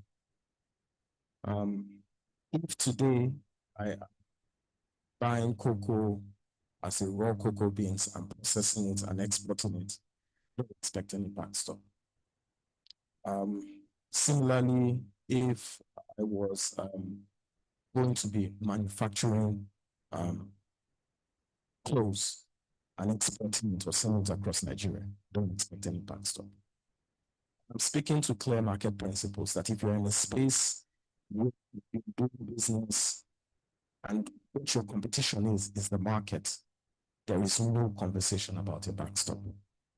Backstops only become introduced where there is a public sector involvement, somebody that is being subsidized somewhere down the value chain. like Tola had said, private capital should go to where it can demonstrate a return on investment, which would not necessarily always be in spaces where there's a backstop, because backstop suggests there's a subsidy happening there. In everything, so I'm going to put forward a few key ideas. Government does retain a responsibility to provide social safety net. And that would mean that in your economy, whatever that structure of that economy is, the most vulnerable should continue to enjoy some sort of social protections, whether that's in terms of healthcare, security, or energy, depending on your own national dynamics. And so if you look across Nigeria, there will be a decent amount of the population that are ideal candidates for some sort of government subsidy, period. Does it mean then that subsidies and bankability are mutually exclusive? Short answer is no. Because as a private sector developer, choose the segment of the market where you want to play. And the more liberalized that sector is, the better for you. The less you need any sort of backstop or any instrument, it means that there isn't an overbearing utility. It means that you are dealing and engaging with, and it's not a difficult conversation to be had. If you are selling energy to flour mills of Nigeria, Eliza Day, Zenith Bank, any sort of subsidy or any sort of protections. You're just simply saying, I'm selling you energy. If you don't, energy, how are you going to plug? It's a very simple conversation. So the we have seen in the Nigerian marketplace is a consequence of government attempting to paint the entire country to say, oh, we subsidize energy in general. And that was why the idea to start to separate tariff structure based on banding, I thought was the right way to go. I still think so. Because then you suddenly find that those who have a higher capacity to pay for, and pay even if required, because the ultimate cost, the switching cost is more expensive or less efficient. And so to try and capture this, I would say, well, the question about backstops will depend on the segment of the market in which you play. However, and I'll speak for perhaps Jumoke and myself, if you want private capital, you should play in a commercially viable segment of the market where the takers you're selling to have the capacity, they have the credit worthiness, because it's a significant investment you're making and you expect that they will continue to pay over a period of time. So depending on the sector, the conversations about backstop come. Secondly, is in a social and distorted country like Nigeria, you will find that there are high income, middle income, and then there's well, I would say a shrinking middle income, and then a very massive base of low income earners. Responsible government will recognize that and will continue to find ways to provide some safety nets. And if they choose that one of those safety nets is in electricity, then it means that subsidies will stay. And so for those developers who think that that's the place they want to play, we have to expect them to continue to contend with those challenges. The last thing I will say is a general comment about capital.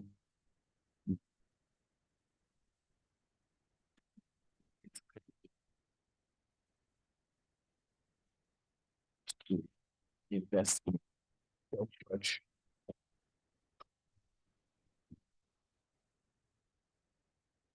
To invest in power.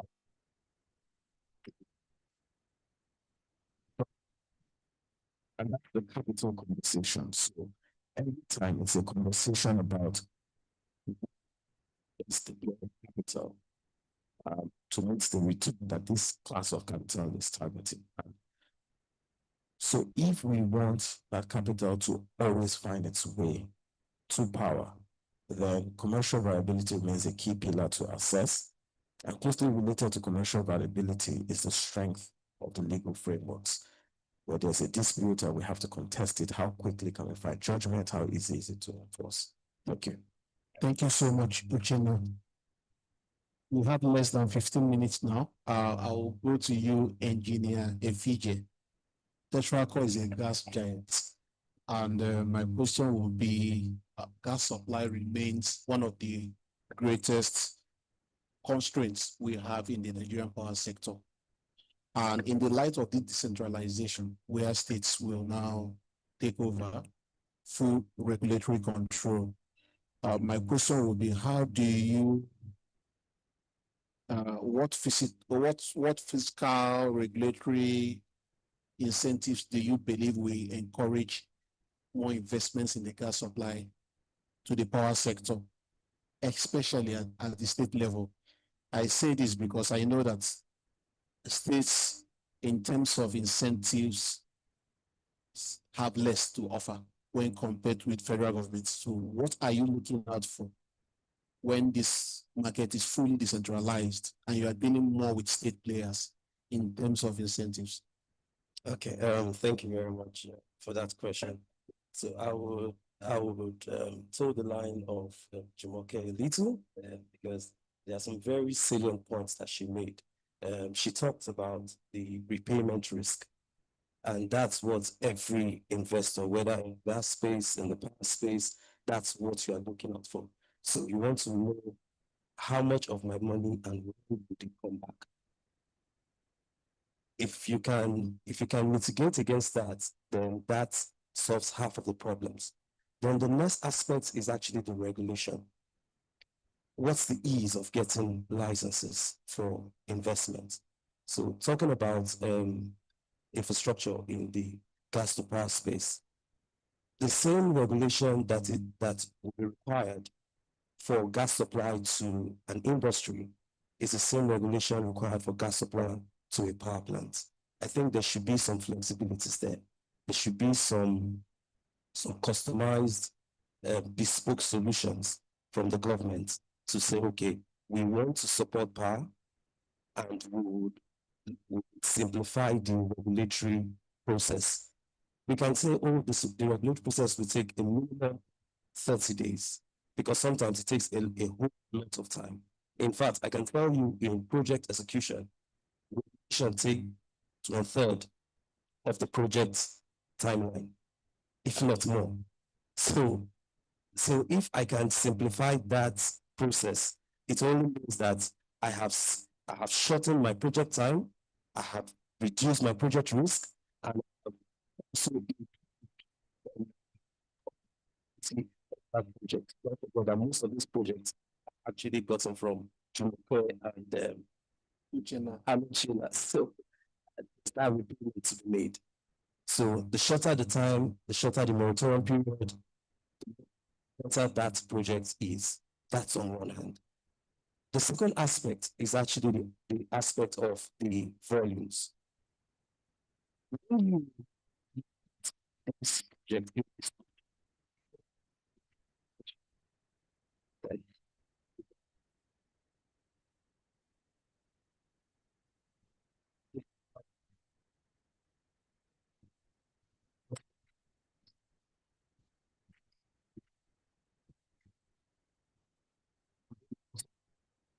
just like JCM sets up an application framework that's in place. Just to say, okay, let's pick the Lcci VR cluster. So for the Lcci VR cluster, is responsible.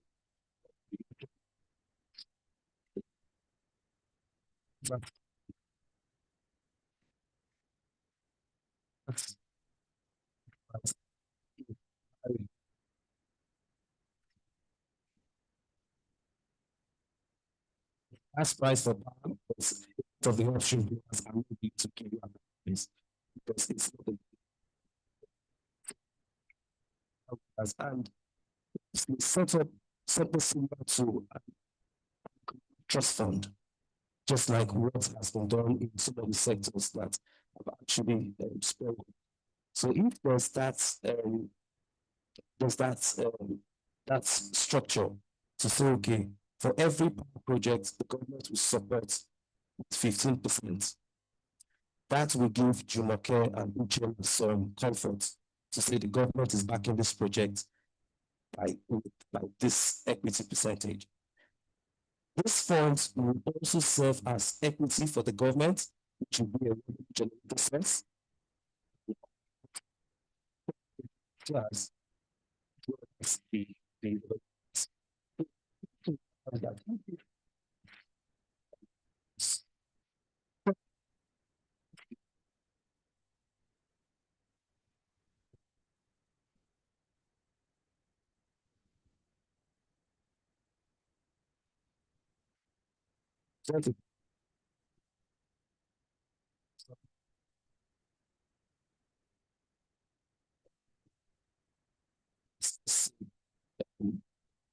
plans.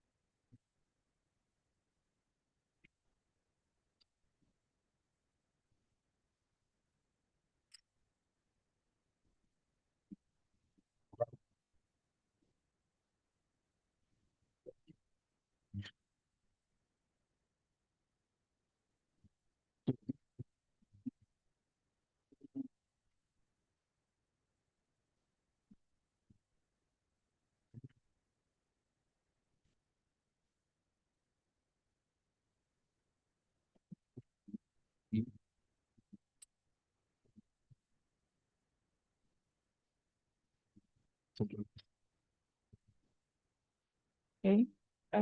So the more successful projects we see and have would continue to, that's the greatest testimony that we can share. And what does successful mean? It means the projects are completed, the contracts, PPAs, either with government loans or disco link, they are not cancelled. These entities are profitable and citizens have electricity. The successes, VI powers that are replicated, it gives investors confidence. So that's what I would say we would love to see, and investors would love to see in the next 5 years. Thank you. Thank you. Uchenna, same question.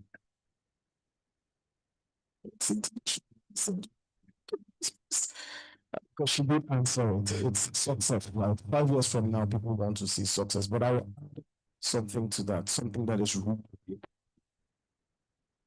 in 5 years, if we've had 5 significant projects that went bad, and the legal and regulatory system kicked efficiently, there was judgment, there was enforcement, investors exited, contracts were, it sends an even stronger message than just success. Because success is a conversation about when you're getting married, right? When things start to go south, how do you react, right? Are people taking sides, or are people saying, look, let's mediate and get it tied really? So when we find contracts being honored and exits happening tidily, that will also help. Thank you. Okay. In the spirit of school. Similar question. 5 years from now, what do you expect to see? What are your expectations that will continue to encourage you to throw in your funds into the power sector? I am certain that 5 years from now, we will see the power sector driving the industrialization of Nigeria. And, that's so important because I think one of the biggest problems we have in this country is unemployment. And with a country of somewhere between 250 and 300 million people, whatever the number is, as a large percentage of that population being young,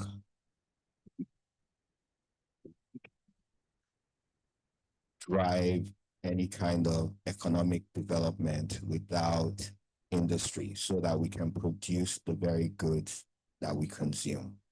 We're too big in terms of application to be a service-based economy, but to just be an economy that exploits raw materials. We have a massive population that needs to feed itself, clothe itself, and really have the ability to improve their lives. And a lot of that has to do with manufacturing so that we can employ people. The concept, drives that industrialization and also commercial activity, which will allow large base that is currently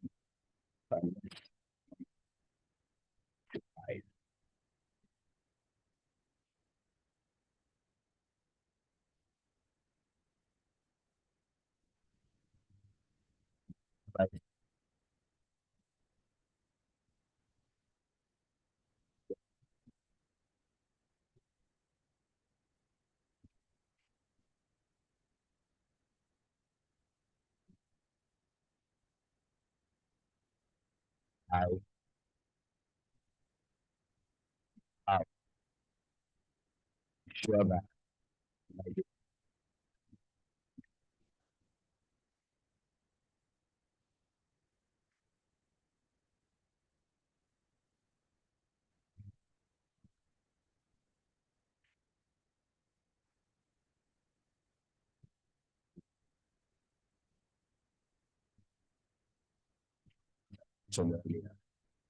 today, you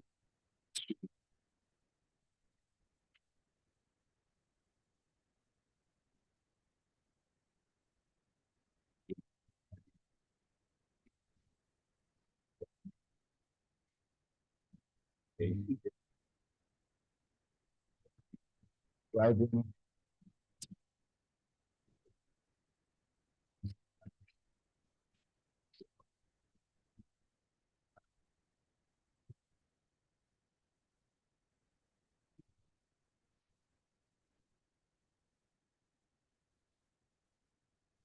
by that.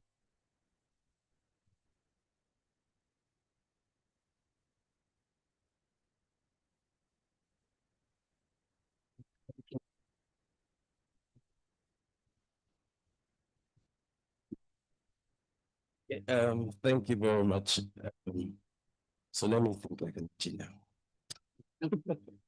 Okay, I would say just like Sola has said, the main problem sometimes is actually with regards to competencies, and competencies impede timelines.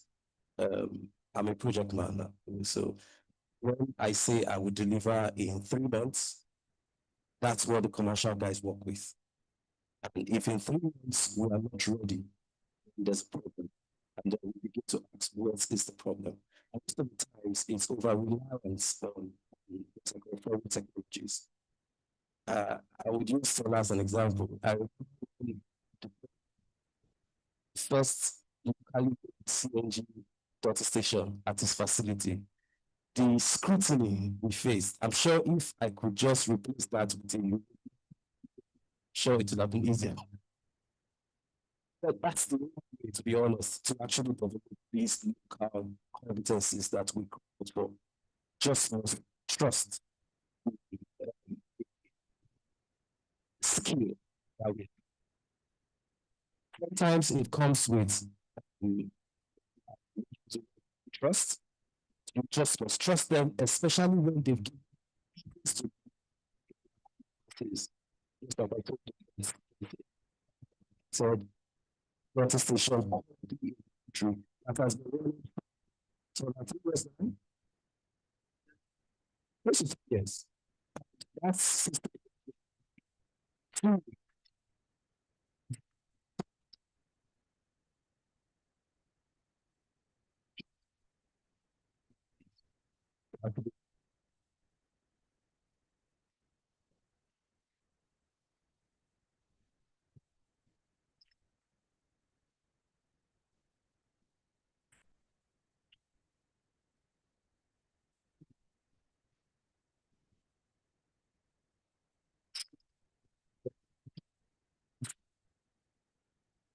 Sure.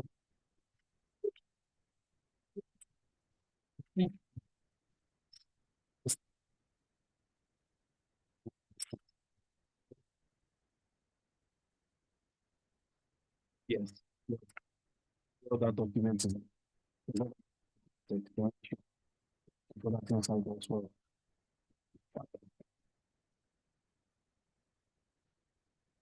Sections.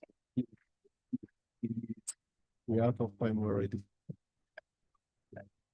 So similar question.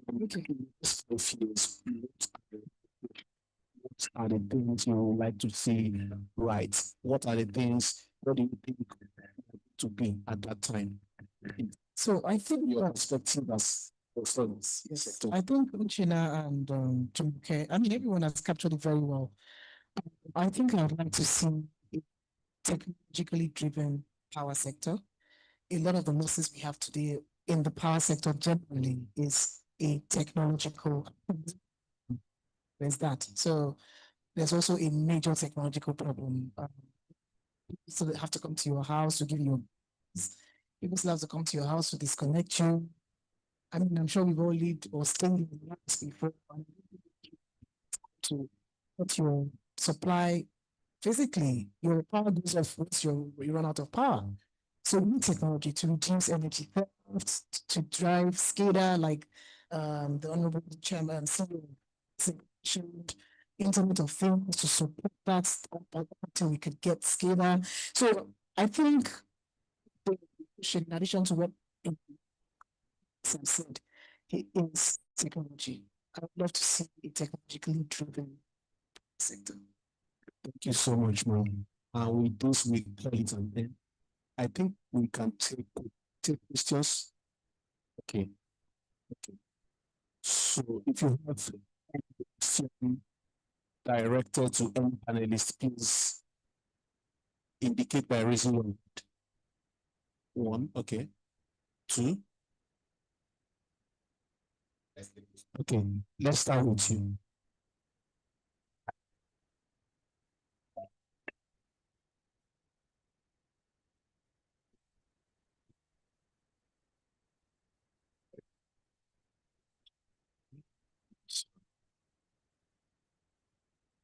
Same time, building solar. My question is directed to the financiers. And I think we should look at different models for solving or financing this infrastructure deficit. I know that one of the upcoming models is the access model. I'm saying this is because I actually was developing something along that line where you will have to separate network owners, especially in the disco side, from infrastructure or embedded providers, so that you can have deep time sharing and understand. So my question is to you, how do we finance this type of upcoming hybrid models, business models in the emerging electricity market, particularly with regards to the subnational, the state electricity market? That is my question. Second question, but the brother here has a comment. But let's take the second question first. Yeah, good afternoon. Yeah, sure. So we do technology in the power sector, and they would comment for one of the panelists with regards to traditionally what has worked and what needs to work in the sector. So the banking sector leveraged on technology to propel it. That foundation is there for the power sector. For some reason, the power sector has not been able to that. I think there's a sense that the power sector needs to we tend to see moving out of this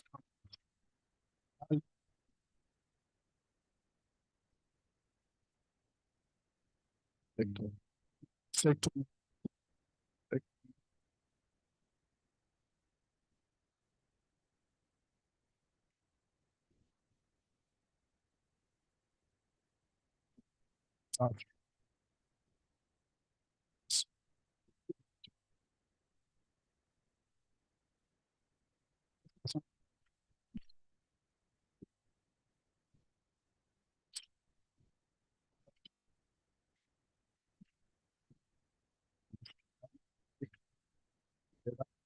I think messages to some of the comments is to be very intentional about the sector.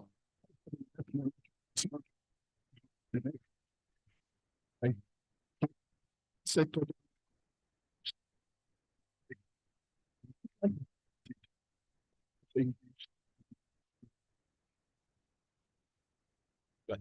It's actually a comment, if I'm correct, but next one from my brother. Yes, good afternoon.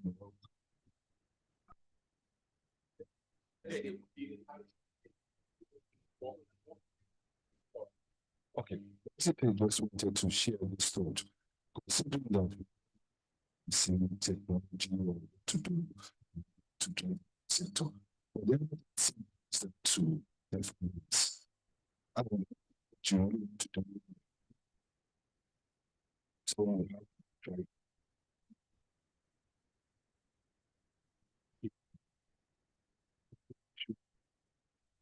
Okay, if you can.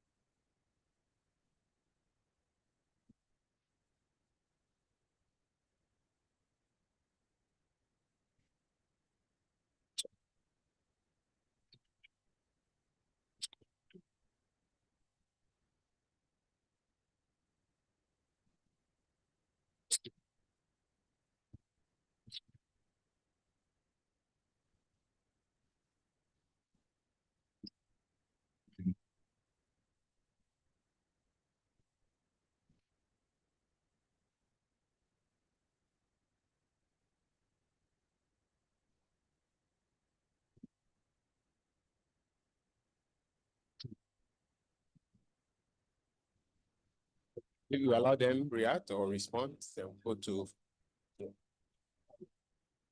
Just so Engineer Shola's question. Just a quick recap was he says there are a number of emerging technologies and perhaps even changing structures of how and solar solutions are being delivered. How can finance react to that? And we are already seeing shifts in Nigeria. We've spoken about the banking industry.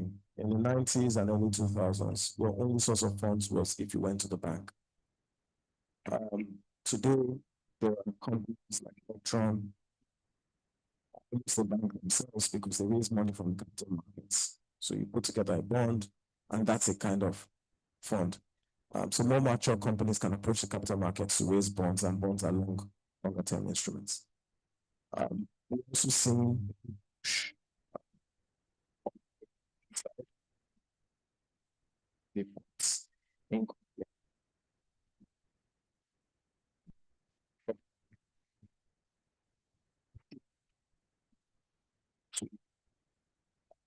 expect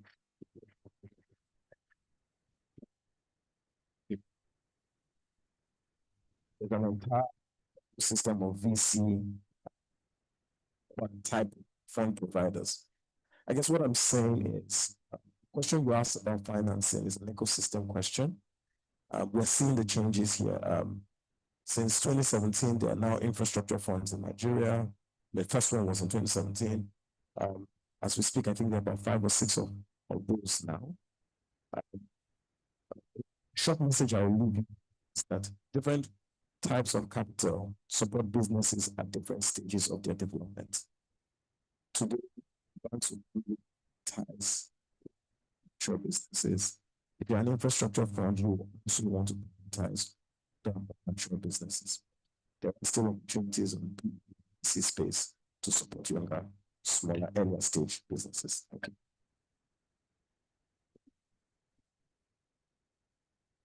My addition would be, I mean, if I leverage what is said in terms of power speaking to technology to create something fantastic, I think there is room for collaboration between the engineers, the people with the ideas, and we financiers, because what I know best is financing. In terms of the hybrid solutions or the emerging technologies, how you deploy it, there's a limitation on my own part. So, but when I take your technical know-how with my own structuring skills, then we can, come together and create something that works, that is viable, that is bankable, and you can get investors to put money in. So I think what I would just encourage is collaboration, right? Because we as investors, we are also constantly on the lookout for projects. Yes, there may be a bias towards things that are more mature, that everybody understands, but I think there's still a case. Everybody wants to pioneer something that works. You want your name, your stamp on something great. So yes, I would encourage collaboration. We could speak and say, okay, what is this emerging technology? How do we de-risk it?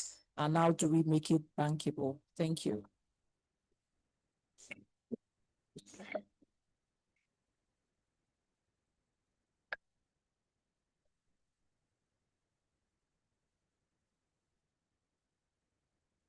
Quickly add that I don't think the issue has ever been the financiers per se. I think the issue has been something that we've all talked about here, which is the more regulatory certainty and the tariff. If the tariff is not cost reflective, financiers won't come, no matter how much English you speak. If I can't compute this technology you're bringing into my tariff and I'm able to charge the customers, then I don't put it. I'll look for something lesser. I will do it manually. Because once I bring it in, the tariff goes up. Somebody has to pay for it, right? And we also need to be viable as a business. So I think there's a bigger discussion around tariffs, first of all, making it commercially viable, making it such that you can recoup your investments. And there's also the need for regulatory certainty. And I say that because we're very regulatory on certain times where you don't know who's regulating us, the states, the federal, what are they saying? People are not even sure where to go, who to talk to. So those are the two key points. And I think key financiers, I'm going to naturally give it. Thank you.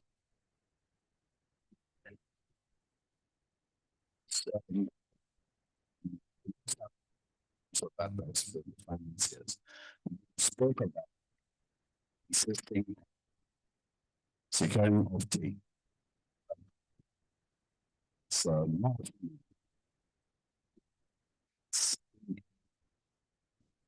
because of an existing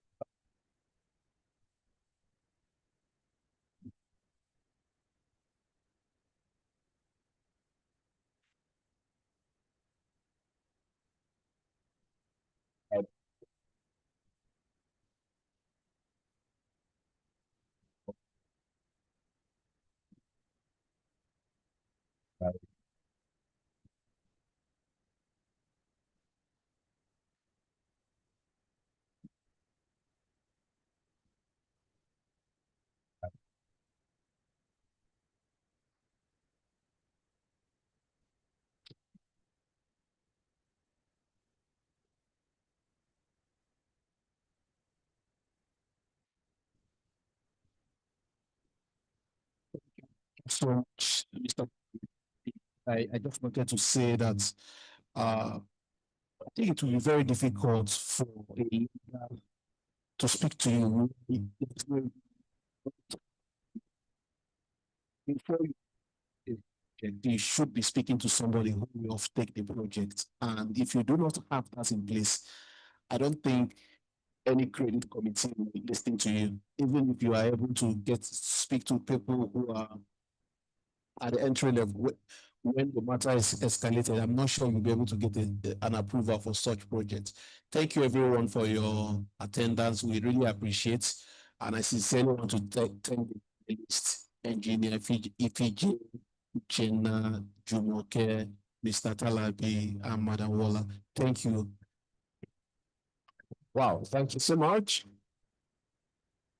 As part of our thanks for very good discussion, excellent job done. We have a little thing to present to you, very little, but very valuable. I'd like to call on the Director General of the Lagos Chamber of Commerce and Industry to be supported by the able chair in making this presentation. Can I have the Secretary of the group please give me one after the other? Thank you so much.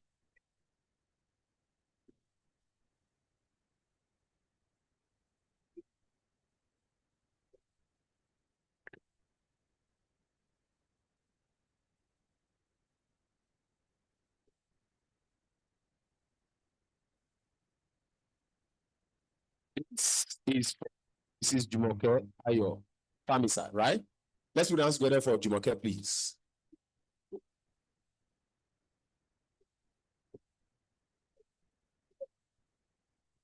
Up is fine, man. Up is okay. Mr. Chair, you need to join them for the presentation. Thank you.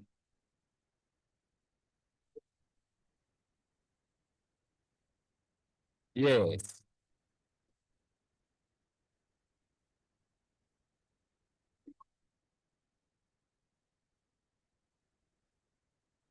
Thank you, Madam Director. Thank you. Next, Mrs. Waller Joseph. Conduct. Let's put hands together for Waller, please.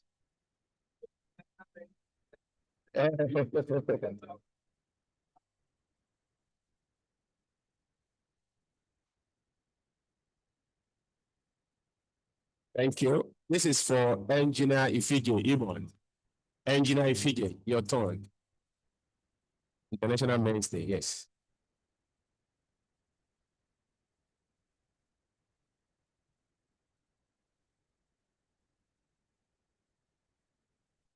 Tola Talabi. Mr. Tola Talabi.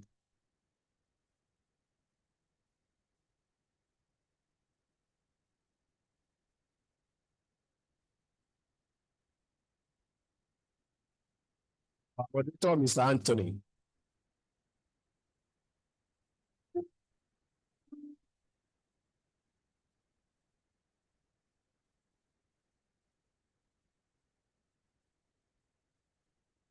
Last but not the least, Mr. Uchena. Oh, Mr. Uchena. Thank you, sir.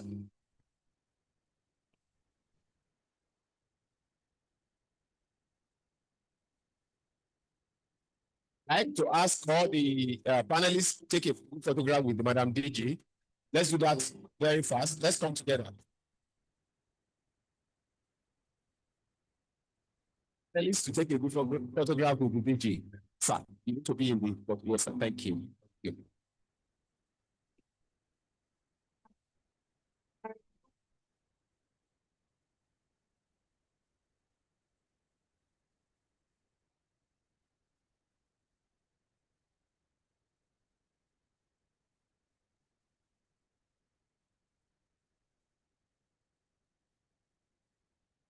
Thank you. Thank you so much.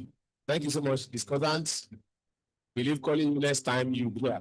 Mr. Chair, you still hold on. We need to make presentation of some of our sponsors. Ken Church Group, that's engineer. Is it around Engineer Martin? Engineer Martins received this for Fen Church. Let's put our hands together for Engineer Martins, please. Lulu Akimbe, yes. He asked me to call Lulu Akimbe. Thank you, ma'am.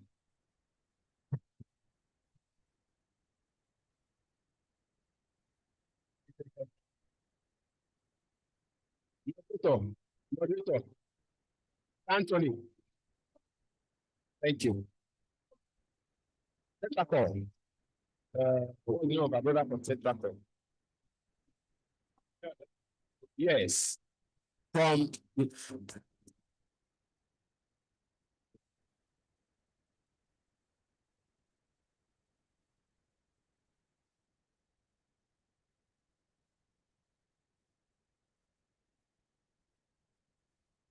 is Monitor Limited.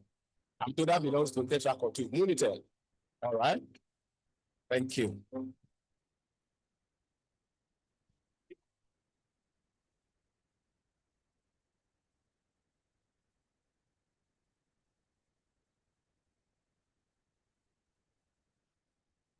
Siemens Energy.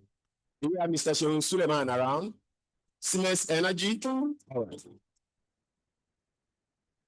Any other one? Siemens Energy.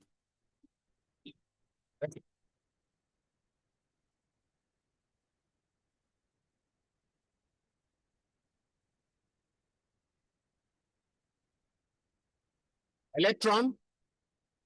Let's put hands together for Electron. Thank you so much.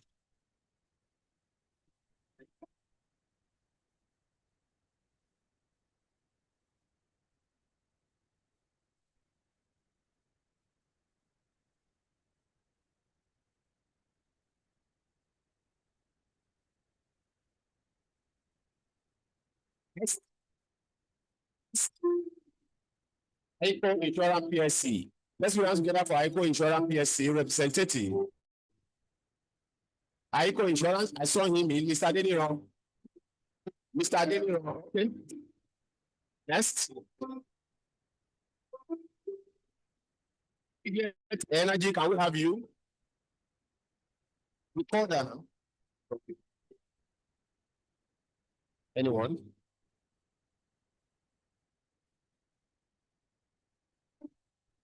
Next is Asset and Resources Limited. Asset and Resources Limited. Okay.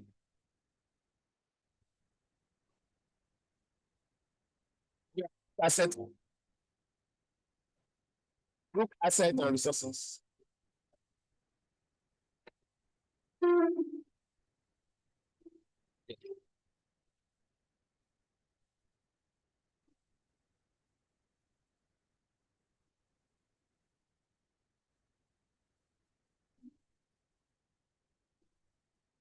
Stanbic IBTC, can we have Stanbic IBTC representative? Stanbic IBTC. Has Jumoke stepped out? Mrs. Jumoke, has she stepped out? Thank you. Thank you so much. I'm told that's the last one. Let's go down together for sponsors. Thank you.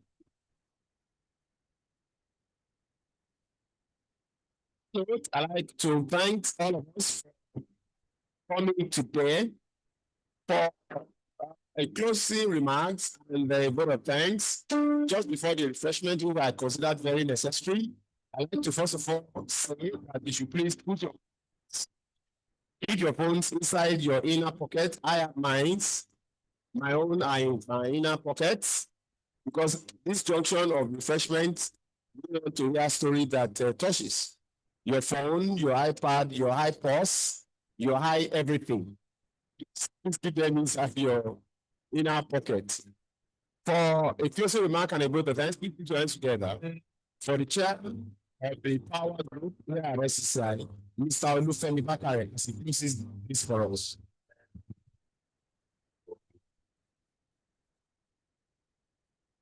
Good afternoon, everyone. And, thank you very much for like Mr. Talabi of Electron said, this room, it has basically the players, the sector players in power today. And the conversations that we've had, you can see it's been robust and they've been very constructive. It's very clear to see that finance plays a huge role in infrastructure financing, infrastructure development rather. And we really can't do anything without having the right structure for projects. It's also key that the decentralization that is happening, is bringing a major change and shift in our sector. And we're all, we've all been here discussing how, this sector will move forward.